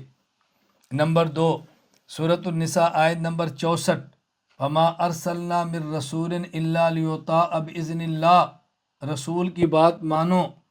نمبر 3 سورۃ النساء آیت نمبر 115، فمن یشاقق الرسول من بعد ما تبین له الهدى ویتبع غیر سبیل المؤمنین نولہ ما تولی ونصلہ جہنم وساءت مصیرا، اجماع امت کو مانو. نمبر 4 سورۃ النساء آیت نمبر 83، وَإِذَا جَاءَهُمْ أَمْرٌ مِّنَ الْأَمْنِ أَوِ الْخَوْفِ أَذَاعُوا بِهِ وَلَوْ رَدُّوهُ إِلَى الرَّسُولِ وَإِلَى أُولِي الْأَمْرِ مِنْهُمْ لَعَلِمَهُ الَّذِينَ يَسْتَنبِطُونَهُ مِنْهُمْ. قیاس کو مانو. تو اس قرآن نے 4 اصول دیے ہیں. نمبر 1 قرآن، نمبر 2 سنت، نمبر 3 اجماع، اور نمبر 4 قیاس. یہ اصول ماننے ہیں، اور جو ان اصولوں سے مسائل ثابت ہوں گے وہ تم نے مسائل ماننے ہیں. یہ ہے الیوم اکملت لکم دینکم. میں اس لیے کہا کرتا ہوں طلبہ اس کو یاد کر لیں. میں یاد کرایا کرتا ہوں، میں کہتا ہوں یاد کریں، اس کو اپنے کمروں اور بیٹھکوں میں لکھ کر لگائیں. دین اسلام کے ہیں 4 اساس. دین اسلام کے ہیں 4 اساس، قرآن، سنت، اجماع اور قیاس. یہ لکھ کے لگائیں. دین اسلام کے ہیں 4 اساس، قرآن، سنت، اجماع اور قیاس. دین کامل ہو گیا. قرآن نے اصول بھی دیے، اور پھر ان اصولوں کی روشنی میں نکال کر مسائل دینے والے مجتہدین بھی دیے ہیں. یہ ہے کہ قرآن دین کامل ہے. اب تمہیں دائیں بائیں دیکھنے کی کوئی ضرورت نہیں ہے. یہ بات اچھی طرح ذہن نشین فرما لیں. اور دوسرا جواب، مسائل 2 قسم کے ہیں. مسائل وہ ہیں جو قرآن کے ظاہر پر ہیں، اور بعض مسائل وہ ہیں جو قرآن کے باطن میں ہیں، چھپے ہوئے ہیں. وَأَتْمَمْتُ عَلَيْكُمْ نِعْمَتِي، اور اللہ تعالیٰ کی بعض نعمتیں وہ ہیں جو زمین کے اوپر ہیں، جن تک ہر آدمی کی پہنچ ہے، اور زیادہ اور قیمتی نعمتیں وہ ہیں جو زمین کی تہ میں ہیں، جن تک ہر آدمی کی پہنچ نہیں ہے. اس تک ماہر و انجینئر جاتا ہے. تو جب اللہ تعالیٰ نے فرما دیا هُوَ الَّذِي خَلَقَ لَكُم مَّا فِي الْأَرْضِ جَمِيعًا، زمین میں جو کچھ میں نے تمہارے لیے بنایا ہے، اس کا معنی کیا؟ جو زمین کے اوپر نعمتیں ہیں یہ بھی حاصل کرو، اور جو زمین کی تہ میں ہے وہ بھی حاصل کرو. اوپر والی نعمت ہر بندہ حاصل کر لے گا، اور زمین کی تہ والی نعمت ہر بندہ حاصل نہیں کر سکتا. اس کے لیے آپ کو ماہرین کی ضرورت ہوگی. اسی طرح جو مسائل قرآن کے ظاہر پر ہیں وہ بندہ تلاوت کرے گا، ترجمہ کرے گا تو سمجھ لے گا، اور جو قرآن کی تہ میں ہیں اس کو تم نہیں نکال سکتے. مجتہدین کا کام ہے. الیوم اکملت لکم دینکم، ہم نے نعمتیں تمام کر دی ہیں. بعض نعمتیں قرآن کے ظاہر میں رکھ دی ہیں، اور بعض نعمتیں قرآن کے باطن میں رکھ دی ہیں، مکمل کر دی ہیں. کتنی آسان سی بات ہے جو اللہ تعالیٰ نے ہمیں سمجھائی ہے. اللہ تعالیٰ ہمیں سمجھنے کی توفیق عطا فرمائے. ایک سوال یہ کیا جاتا ہے کہ ائمہ اربعہ کی جو 4 فقہ ہیں، ان کا نام ہے فقہ حنفی، فقہ مالکی، فقہ شافعی اور فقہ حنبلی. تو آپ یہ نام رکھنے کی بجائے فقہ محمدی کیوں نہیں رکھ دیتے؟ فقہ محمدی کیوں نہیں رکھتے تھے؟ تم اپنی فقہ کی نسبت امام کی طرف کرنے کی بجائے، مجتہد کی طرف کرنے کی بجائے، کسی فقیہ کی طرف کرنے کی بجائے براہ راست تم رسول اکرم صلی اللہ علیہ وسلم کی طرف کیوں نہیں کر دیتے؟ جواب ذہن نشین فرما لیں. ہم نے کہا کہ اگر ہم قرآن کریم سے جو مسائل مجتہد ثابت کرتا ہے اس کا نام فقہ محمدی رکھیں گے تو بندے کو اشکال پیدا ہوگا کہ شاید یہ مسئلہ رسول اکرم صلی اللہ علیہ وسلم نے قیاس کر کے نکالا ہے، حالانکہ رسول اللہ صلی اللہ علیہ وسلم مسئلہ پیش نہیں کیا. تو ہم نے اس کا نام رکھا فقہ حنفی. کہ یہ مسئلہ وہ ہے جو قرآن سے ابو حنیفہ نے نکالا ہے، فقہ مالکی یہ مسئلہ امام مالک نے نکالا ہے، فقہ شافی یہ مسئلہ امام شافی نے نکالا ہے، فقہ حنبلی اور یہ مسئلہ امام احمد بن حنبل نے نکالا ہے۔ تو ہم نے دیانت سے کام لیا ہے کہ جو امام مسئلہ نکالتا ہے نسبت اس امام کی طرف کر دیتے ہیں۔ بہت سارے لوگ بددیانتی سے کام لیتے ہیں کہ مسئلہ خود نکالتے ہیں اور نکلے مسئلے کا نام فقہ محمدی رکھ دیتے ہیں۔ تو ہم دیانت سے کام لیتے ہیں، اس لیے ہم نے ایسے کیا۔ دوسری بات، اگر قرآن کریم کی آیت کے لفظ کا ایک ہی معنی ہوتا، دوسرا کوئی معنی نہ ہوتا، اگر حدیث پاک میں جو الفاظ ہیں ہر لفظ کا ایک معنی آتا، کوئی اور معنی نہ ہوتا، تو ہم قرآن کے لفظ کا ترجمہ کرتے، حدیث کے لفظ کا ترجمہ کرتے، اس کا نام مسئلہ لکھ دیتے اور نسبت کرتے فقہ محمدی۔ تو جب ایک آیت سے دو مسئلے نکل سکتے ہیں اور مسئلے نکالنے والے بھی بعد کے ائمہ ہیں، تو اس کا نام فقہ محمدی کیسے رکھا جا سکتا ہے؟ اس کا نام فقہ محمدی کیسے رکھیں یہ؟ اس لیے بات اچھی طرح ذہن نشین فرما دیں، الجھن کے اندر نہیں رہنا۔ میں اس کی بڑی آسان ترین مثال دیا کرتا ہوں کہ دیکھیں، احادیث کی بہت ساری کتابیں موجود ہیں، تو لوگ کہتے ہیں یہ حدیث بخاری شریف کی ہے، یہ حدیث مسلم کی ہے۔ ان سے پوچھو بھئی حدیث امام بخاری کی ہے یا اللہ کے نبی کی ہے صلی اللہ علیہ وسلم؟ یہ حدیث امام مسلم کی ہے یا اللہ کے نبی کی ہے؟ یہ حدیث امام طحاوی کی ہے یا اللہ کے نبی کی ہے؟ یہ حدیث امام محمد کی ہے یا اللہ کے نبی کی ہے؟ کہا جی اللہ کے نبی کی ہے صلی اللہ علیہ وسلم۔ پھر آپ کیوں کہتے ہیں بخاری کی حدیث؟ کہتے ہیں حدیث اللہ کے نبی کی ہے اور لکھی امام بخاری نے ہے، حدیث اللہ کے نبی کی ہے لکھی امام مسلم نے ہے، حدیث اللہ کے نبی کی ہے لکھی امام طحاوی نے ہے، حدیث اللہ کے نبی کی ہے لکھی امام محمد نے ہے۔ ہم بھی اسی طرح کہتے ہیں کہ یہ مسئلہ ثابت اللہ کے نبی کی حدیث سے ہے، لیکن نکالا ابو حنیفہ نے ہے، نکالا امام مالک نے ہے، نکالا امام شافی نے ہے اور نکالا فلاں امام نے ہے۔ تو ظاہر ہے جو امام نکالے گا تو ہم ان کی طرف نسبت کریں گے نا۔ بات سمجھ آ رہی ہے آپ کو؟ اس الجھن کے اندر کبھی بھی مبتلا نہیں ہونا۔ اللہ ہمیں بات سمجھنے کی توفیق عطا فرمائے۔ دیکھیں، ایک مشہور سوال یہ کیا جاتا ہے کہ بسا اوقات ایک مسئلے کے حل کے لیے فقہا کے کئی اقوال ہوتے ہیں، تب انسان عمل کرنے کے لیے کس قول کو لے؟ آپ کہتے ہیں امام حنیفہ رحمۃ اللہ ایک قول یہ ہے، ایک قول یہ ہے، تو عمل کس پہ کریں؟ امام صاحب کے دو قول کیسے؟ اور کبھی لوگ اس سوال کو اس انداز میں کرتے ہیں کہ دیکھیں قرآن ایک ہے، ابو حنیفہ کے ایک مسئلے پر دو قول کیسے آگے؟ حدیث تو ایک ہے، تو پھر امام حنیفہ کے ایک مسئلے پر دو قول کیسے آگے؟ جواب اچھی طرح ذہن نشین فرما لیں۔ ہم کہتے ہیں کہ جس طرح قرآن کریم کی ایک آیت اور ایک آیت سے بسا اوقات دو قسم کے مسائل ثابت ہوتے ہیں۔ حضرت امام صاحب فرماتے ہیں ایک مسئلہ یہ بھی ثابت ہو رہا ہے اور ایک مسئلہ یہ بھی ثابت ہو رہا ہے۔ چونکہ قول دونوں ہوتے ہیں، ثابت دونوں مسائل ہو سکتے ہیں، تو امام صاحب فرماتے ہیں کہ دونوں ایسے مسئلے ثابت ہو رہے ہیں، تو اس سے دو قول ثابت ہو جائیں گے۔ لیکن عمل کس پر کریں گے؟ وہ دیکھیں گے کہ امام صاحب کا یا فقہائے احناف کا فتویٰ کس پر ہے اور ترجیح کس کو دینی ہے، یا پورا مسئلہ سمجھنا کیسے ہے۔ میں اس کی ایک مثال دیتا ہوں۔ بچے کو کتنی مدت تک دودھ پلایا جائے تو بچہ اس مدت میں دودھ پیے تو دودھ پلانے والی عورت رضائی ماں بنتی ہے اور بچہ اس کا رضائی بیٹا بنتا ہے، اور اس ماں سے اس بچے کا نکاح حلال نہیں ہوتا، رضائی ماں بن گئی۔ اس کی مدت کیا ہے؟ اب امام صاحب کا ایک قول ہے 2 سال، ایک قول ہے 2.5 سال۔ لوگ اس پر اعتراض بھی کرتے ہیں کہ فقہ حنفی کا مسئلہ قرآن کے خلاف ہے۔ توجہ رکھنا، مسئلہ کیا ہے؟ قرآن کریم میں ہے وَالْوَالِدَاتُ يُرْضِعْنَ أَوْلَادَهُنَّ حَوْلَيْنِ كَامِلَيْنِ لِمَنْ أَرَادَ أَنْ يُتِمَّ الرَّضَاعَةَ، کہ ماں کو چاہیے کہ بچے کو دودھ 2 سال تک پلائے۔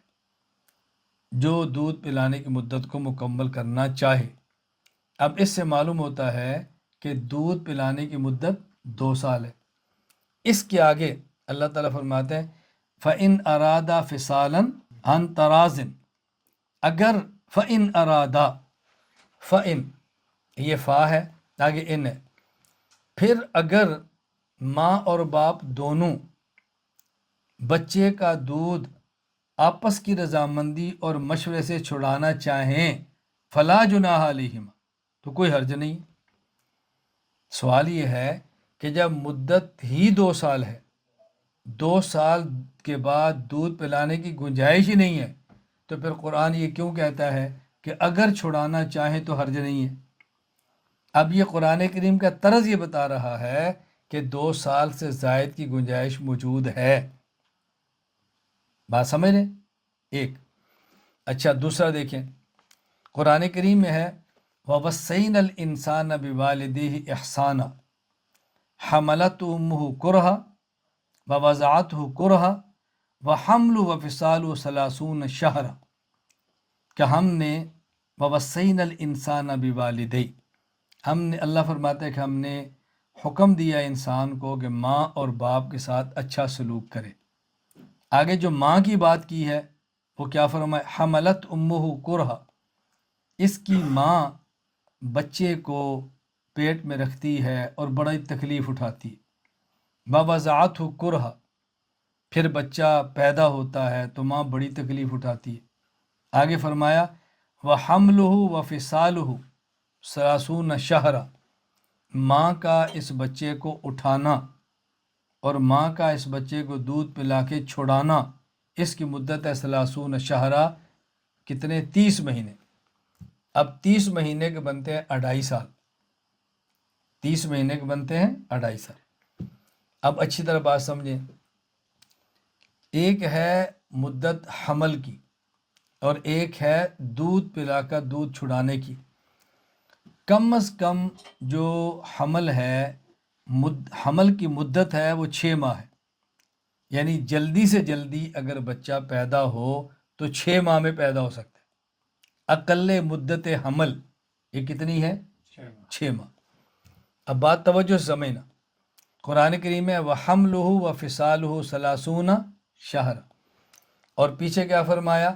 حَمَلَتْهُ أُمُّهُ كُرْهًا، ماں نے بچے کو اٹھایا، میں پیٹ میں رکھنا نہیں کہہ رہا، حمل کا معنی ہے اٹھانا، اٹھایا، مشقت برداشت کی۔ وَوَضَعَتْهُ، پھر بچے کو جنا تو مشقت برداشت کی۔ آگے ہے حملہ، ماں کا بچے کو اٹھانا اور بچے کو دودھ پلانا، اس کی مدت ہے 30 شہر، کتنی؟ 30 ماہ۔ سوال یہ ہے کہ جو پیچھے قرآن کریم فرمایا حملت امہ، اس حملہ کا معنی کیا ہے؟ حملہ کا ایک معنی ہے ماں کا پیٹ میں بچے کو رکھ کے اٹھانا، حمل، اور ایک ہے اس کا ماں کا اپنے بچے کو گود میں اٹھانا، یہ بھی حمل ہے۔ اب اگر حملت کا معنی یہ کریں کہ ماں کا بچے کو پیٹ میں رکھ کے اٹھانا اور اس کے بعد پھر بچے کو دودھ پلانا اور چھڑانا، تو اس کی مدت ہے 2.5 سال۔ کیا مطلب؟ یعنی اس کا کم از کم بچے کو پیٹ میں رکھنا، اس کی مدت 6 ماہ ہے، اور گود میں رکھ کے اس بچے کو دودھ پلانا، اس کی مدت 2 سال ہے، تو کتنے ہو گئے؟ 2.5 سال۔ اب ٹوٹل 2.5 سال ہو گئے۔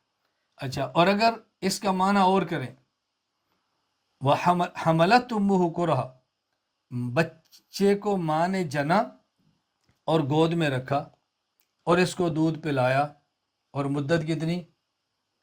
2.5 سال۔ اب اس کا معنی کیا ہوگا کہ بچے کو گود میں رکھ کے دودھ پلانا 2.5 سال ہے، تو اس سے معلوم ہوتا ہے کہ مدت رضاعت 2.5 سال ہے۔ اگر یہ معنی کریں حمل کا کہ ماں کا پیٹ میں رکھنا، تو پھر مدت رضاعت ہے 2 سال، اور اگر اس کا معنی کریں ماں کا جننے کے بعد بچے کو گود میں اٹھانا، تو پھر مدت رضاعت ہے 2.5 سال۔ تب ایک معنی سے 2.5 سال ثابت ہوتی ہے اور ایک معنی سے 2 سال۔ اور قرآن کریم کی وہ آیت جہاں صاف مدت رضاعت بیان کی ہے، وہاں مدت رضاعت 2 سال بیان کی ہے، لیکن فَإِنْ ارادہ سے اشارہ ملتا ہے زائد بھی ہے۔ اب امام صاحب نے مسئلہ کیا بیان فرمایا؟ کہتے نہیں کہیں 2 سال کی 2.5 سال، یہ نہیں ہے۔ امام صاحب فرماتے ہیں کہ دودھ پلانے کی مدت تو 2 سال ہی ہے، لیکن اگر کوئی عورت بچے کو 2.5 سال کی عمر سے پہلے دودھ پلا لے اور اس کی حقیقی ماں نہ ہو، وہ رضائی ماں ثابت ہو جائے گی۔ تو ایک ہے دودھ پلانے کی مدت کتنی ہے، نمبر 1، اور نمبر 2 کتنی مدت میں دودھ پلانے سے ماں کا ایسا رشتہ قائم ہو جاتا ہے کہ نکاح حرام ہو جائے۔ تو امام صاحب فرماتا ہے کہ مدت دودھ پلانے کی تو 2 سال ہے، لیکن ایسی مدت جس میں ماں حرام ہوتی ہے اس میں احتیاط یہ ہے کہ 2.5 سال کی مدت بتاؤ، احتیاط اس میں ہے۔ تو یہ جو کہتے ہیں کبھی کہتے ہیں 2 سال، کبھی کہتے ہیں 2.5 سال، تو جو کہ اشارہ 2.5 سال کا بھی نکلتا ہے تو امام صاحب اس کو نظر انداز نہیں کرتے۔ اب بات سمجھ رہے؟ سوال کیا تھا کہ ایک مسئلے میں فقہا کے اقوال کئی کیوں ہوتے ہیں؟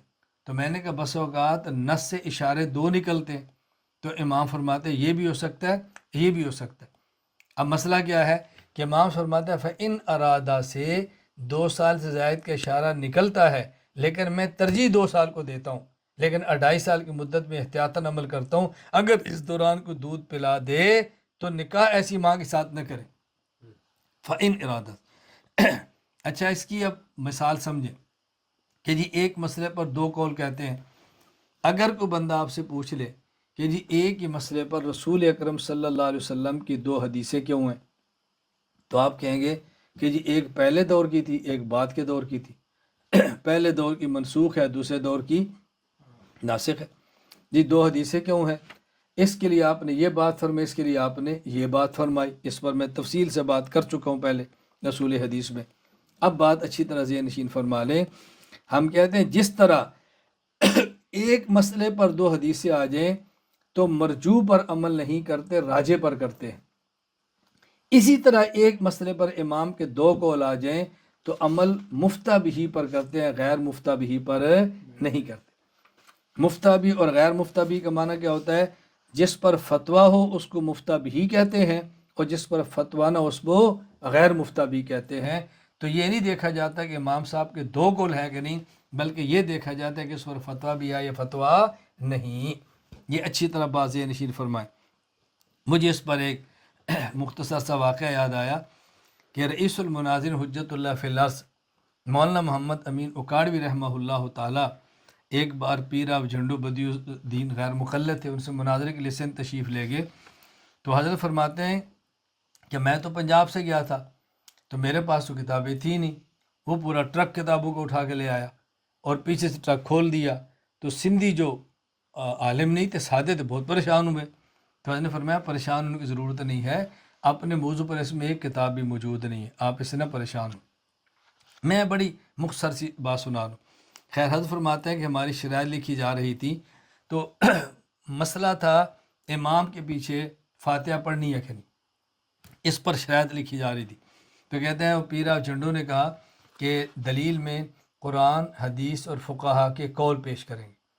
تو حضرت فرمایا میں نے کہا نہیں، قرآن، حدیث اور فقہا کے مفتہ بھی قول پیش کریں گے۔ اس نے کہا قرآن، حدیث اور فقہا کے قول، میں نے کہا نہیں، قرآن، حدیث اور فقہا کے مفتہ بھی قول۔ حضرت فرمایا کہ مجھے پتا تھا اس نے اس مسئلے پر ہمارے فقہ احناف کے وہ قول پیش کرنے جس پر ہمارا فتویٰ نہیں ہے، اور اس نے کہنا حنفی نے لکھا ہے، تو میں نے کہا مفتہ بھی قول پیش کریں گے۔ تو حضرت فرماتا ہے کہ وہ کہنے لگا یہ جاہل لوگ ہیں، ان کو کیا پتہ مفتہ بھی کا معنی کیا ہوتا ہے۔ حضرت ماشاءاللہ سمجھانے کے بے تاج بادشاہ تھے، بہت آسان زبان اختیار فرماتے۔ حضرت نے فرمایا کہ تم لکھ لو، سمجھا میں دیتا ہوں، تم لکھ لو میں سمجھا دیتا ہوں۔ تو حضرت نے جو سندھی عوام تھے ان سے کہا کہ دیکھو مفتہ بھی فتح ان سے بنا ہے، فتح ان کہتے ہیں جوان، پکا اور تگڑا۔ میں اس کے کہتا ہوں بھائی اللہ کا قرآن پیش کرو، اللہ کے نبی کی حدیث پیش کرو، اگر امتی کا قول پیش کرنا ہے تو پکی بات پیش کرو، یہ کہتا نہیں کچی پیش کرنی ہے۔ میں کہتا ہوں بھی قرآن پیش کرو، حدیث پیش کرو، وہ تو ساری پکی ہوتی ہے نا، امتی کی بات کبھی کچی کبھی پکی ہوتی ہے۔ تو امتیوں کی پکی باتیں پیش کرنا، یہ کہتے ہیں میں امتیوں کی کچی بھی پیش کروں گا، آپ بتاؤ کیا لکھیں؟ تو فرماتے ہیں وہ سندھی اس کو کہتے ہیں سائیں پکی پیش کرو نا، سائیں پکی بات پیش کرو نا، تم کچی بات کیوں پیش کرتے ہو؟ تو یہ ہوتا ہے مفتہ بھی قول، اس کو اچھی طرح ذہن نشین فرما لیں۔ میں نے مستقل تراویح میں اس پر ایک تفصیلی گفتگو کی ہے کہ غیر مقلد بہت سارے ہمارے احناف کے اقوال کو پیش کرتے ہیں کہ جی تراویح ان کے 8 ہے، وہ یا غیر مفتہ بھی قول ہیں یا بات آدھی نقل کرتے ہیں اور دھوکہ دیتے ہیں۔ آپ اس پر سنیں گے تو آپ کا اندازہ ہوگا۔ چلیں، اچھا، ایک سوال بڑا معروف ہے، سوال یہ کیا جاتا ہے کہ جب فقہ حنفی کے اقوال 2 قسم کے ہیں، فقہ حنفی کے مسائل 2 قسم کے ہیں، بعض مفتہ بھی اور بعض غیر مفتہ بھی، اور آپ کو پتہ بھی چل گیا ہے کہ اس پر فتویٰ اس پر فتویٰ نہیں، تو جو فقہائے احناف کے غیر مفتہ بھی اقوال ہیں جن پر احناف کا فتویٰ نہیں ہے، تم ان کو کتب فقہ حنفی سے نکال دو، صرف وہی رکھو جو مفتہ بھی ہیں، چاہے امت کے سامنے مفتہ بھی اقوال آ جائیں اور غیر مفتہ بھی اقوال امت کے سامنے آئیں نہ۔ بظاہر کتنا معقول سوال ہے، جواب ذہن نشین فرما لیں۔ ہمارا جواب یہ ہے کہ کسی مسئلے کو مفتہ بھی کہنا یہ اجتہادی چیز ہے۔ جب احناف فرماتے ہیں یہ قول مفتہ بھی ہے، یہ غیر مفتہ بھی ہے، تو جس کو مفتہ بھی کہتے ہیں اس کا معنی یہ تو نہیں کہ اس کو مفتہ بھی اللہ نے قرآن میں فرمایا ہے، یا اس قول کو مفتہ بھی الیاذ باللہ حدیث پاک میں رسول اللہ صلی اللہ علیہ وسلم نے فرمایا ہے۔ غیر مفتہ بھی کہنے کا معنی یہ ہے کہ ہمارے دلائل کہہ رہے ہیں کہ یہ مفتہ بھی ہے اور یہ غیر مفتہ بھی ہے۔ تو کسی قول کو مفتہ بھی کہنا یا کسی قول کو غیر مفتہ بھی کہنا یہ ہمارا بعد کے فقہاء کا اجتہاد ہے، اور اجتہاد کے بارے میں ضابطہ یہ ہے کہ اس میں درست بھی ہو سکتا ہے اور خطا بھی ہو سکتی ہے۔ تو ایسا نہ ہو جس کو ہم اجتہاد کی بنیاد پر مفتہ بھی کہہ رہے ہیں وہ حقیقت میں غیر مفتہ بھی ہو، اور جس کو ہم نے غیر مفتہ بھی کہا اس کو حقیقت میں مفتہ بھی ہو۔ اس لیے ہم کہتے ہیں کہ مفتہ بھی اور غیر مفتہ بھی دونوں پیش کر دیں، لیکن یہ بتا دیں بھئی ہماری تحقیق کی روشنی میں یہ مفتہ بھی ہے اور یہ غیر مفتہ بھی۔ میں آپ کو مثال دوں گا تو بات بہت جلدی سمجھ آئے گی۔ اس کو ایسے ہی سمجھیں کہ جس طرح احادیث بعض صحیح ہے اور بعض ضعیف ہے، لیکن محدثین کا اتفاق ہے کہ جب محدثین کسی حدیث کو صحیح کہتے ہیں تو اس کو صحیح اپنے اجتہاد کی بنیاد پر کہتے ہیں۔ ضروری نہیں ہے جس کو ایک محدث صحیح کہتا ہے وہ واقعتاً صحیح ہو سکتا ہے وہ ضعیف ہو اور اس کے اجتہاد میں صحیح ہو۔ اسی طرح جس ایک حدیث کو محدث ضعیف کہتا ہے تو ضروری نہیں کہ وہ ضعیف ہو سکتا ہے واقع میں وہ صحیح ہو لیکن اس کی تحقیق وہ ضعیف ہے۔ اسی وجہ سے ایک ہی حدیث کو ایک محدث صحیح کہہ رہا ہوتا ہے دوسرا ضعیف کہہ رہا ہوتا ہے۔ کیوں؟ جو صحیح کہتا ہے وہ اپنے اجتہاد سے کہتا ہے، اور جو ضعیف کہتا ہے وہ اپنے اجتہاد سے کہتا ہے۔ کسی بھی حدیث پر صحت یا ضعف کا حکم لگانا یہ اجتہادی چیز ہے۔ اس کو محدثین کی زبان میں کہتے ہیں کہ جس حدیث کو ایک محدث اجتہاد کی بنیاد پر صحیح کہتا ہے ہو سکتا ہے نفس الامر میں فی الواقع وہ ضعیف ہو، اور جس حدیث کو محدث اپنے اجتہاد کی بنیاد پر ضعیف کہتا ہے ہو سکتا ہے فی الواقع نفس الامر میں وہ صحیح ہو۔ اب دیکھیں، لیکن احادیث دونوں نقل ہو رہی ہے اور کہتے ہیں یہ صحیح ہے یہ ضعیف ہے۔ اب اگر کوئی منکر فقہ محدثین کو یہ مشورہ دے کہ جب حدیثیں 2 قسم کی ہیں بعض صحیح اور بعض ضعیف، تو آپ ضعیف کو کتابوں سے نکال کیوں نہیں دیتے، ضعیف کو ختم ہی کر دو؟ تو ہم کیا جواب دیں گے؟ ہم یہی جواب دیں گے بھائی جن کو ضعیف محدثین کہہ رہے ہیں وہ اجتہاد کی بنیاد پر کہہ رہے ہیں، ہو سکتا ہے وہی صحیح ہو، نکالیں کیسے؟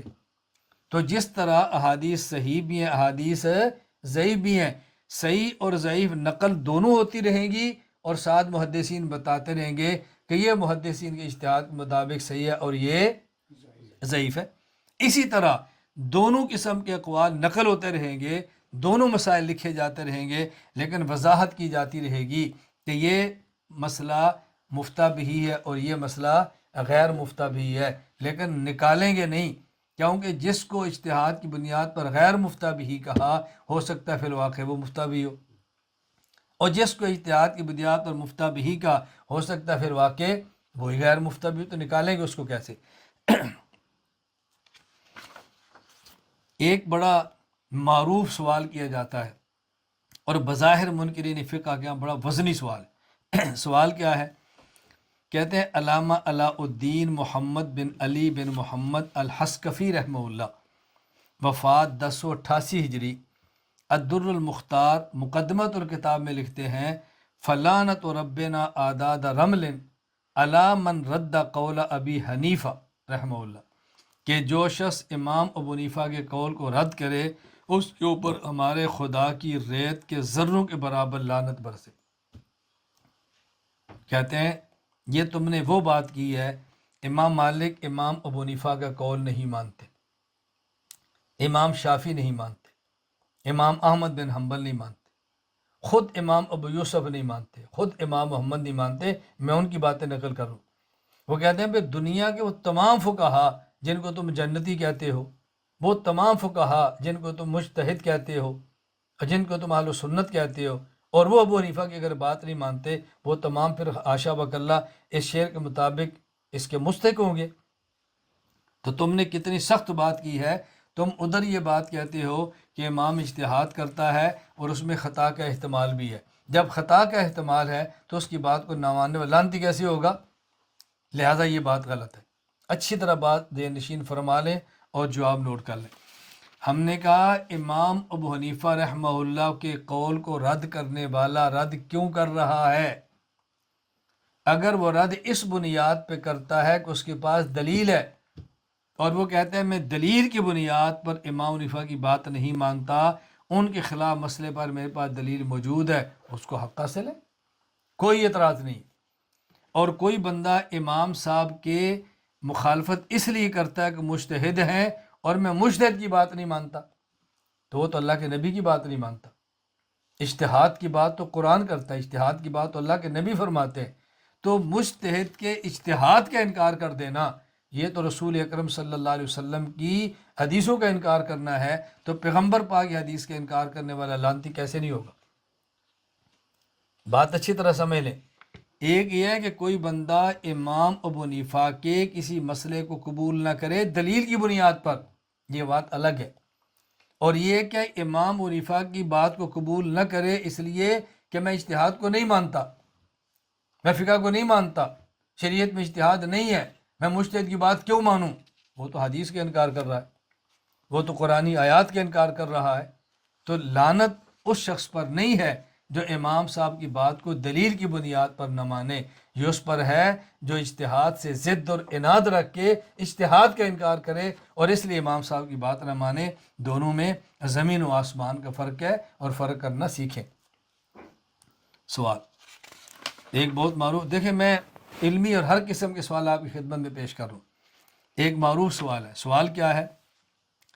وہ کہتے ہیں کہ یہ جو حنفی ہیں اور مقلدین ہیں، انہوں نے اپنی کتابوں کو قرآن کا درجہ دیا اور الیاذ باللہ حدیث کے اوپر لے گئے، اور اس میں قول کیا پیش کرتے ہیں؟ کہتے ہیں علامہ مصطفیٰ بن عبداللہ المعروف حاجی خلیفہ رحمہ اللہ، وفات 1067 ہجری، یہ فقہ حنفی کی کتاب ہدایہ کا تعارف کراتے ہوئے لکھتے ہیں، کہتے ہیں ان الہدایۃ کالقرآن قد نسخت ما صنفوا قبلها فی شرع من کتبی فاحفظ قواعدها واسلک مسالکها یسلم مقالک من زیء ومن کذب۔ اللہ، ذرا توجہ سننا۔ کہتے ہیں جی یہ لوگ کہتے ہیں کہ ہدایہ قرآن کی طرح ہے، جس نے ہدایہ سے پہلے لکھی جانے والی تمام کتابوں کو منسوخ کر دیا، یہ قرآن کی طرح، اور اس ہدایہ کے اصول و ضوابط کو یاد کر لو تو تم جھوٹ سے بچ جاؤ گے۔ تو اس میں جو لکھا ان الہدایۃ کل قرآن ہے، بات اچھی طرح ذہن نشین فرما لیں۔ ہم نے کہا بات سمجھنے کی کوشش کریں۔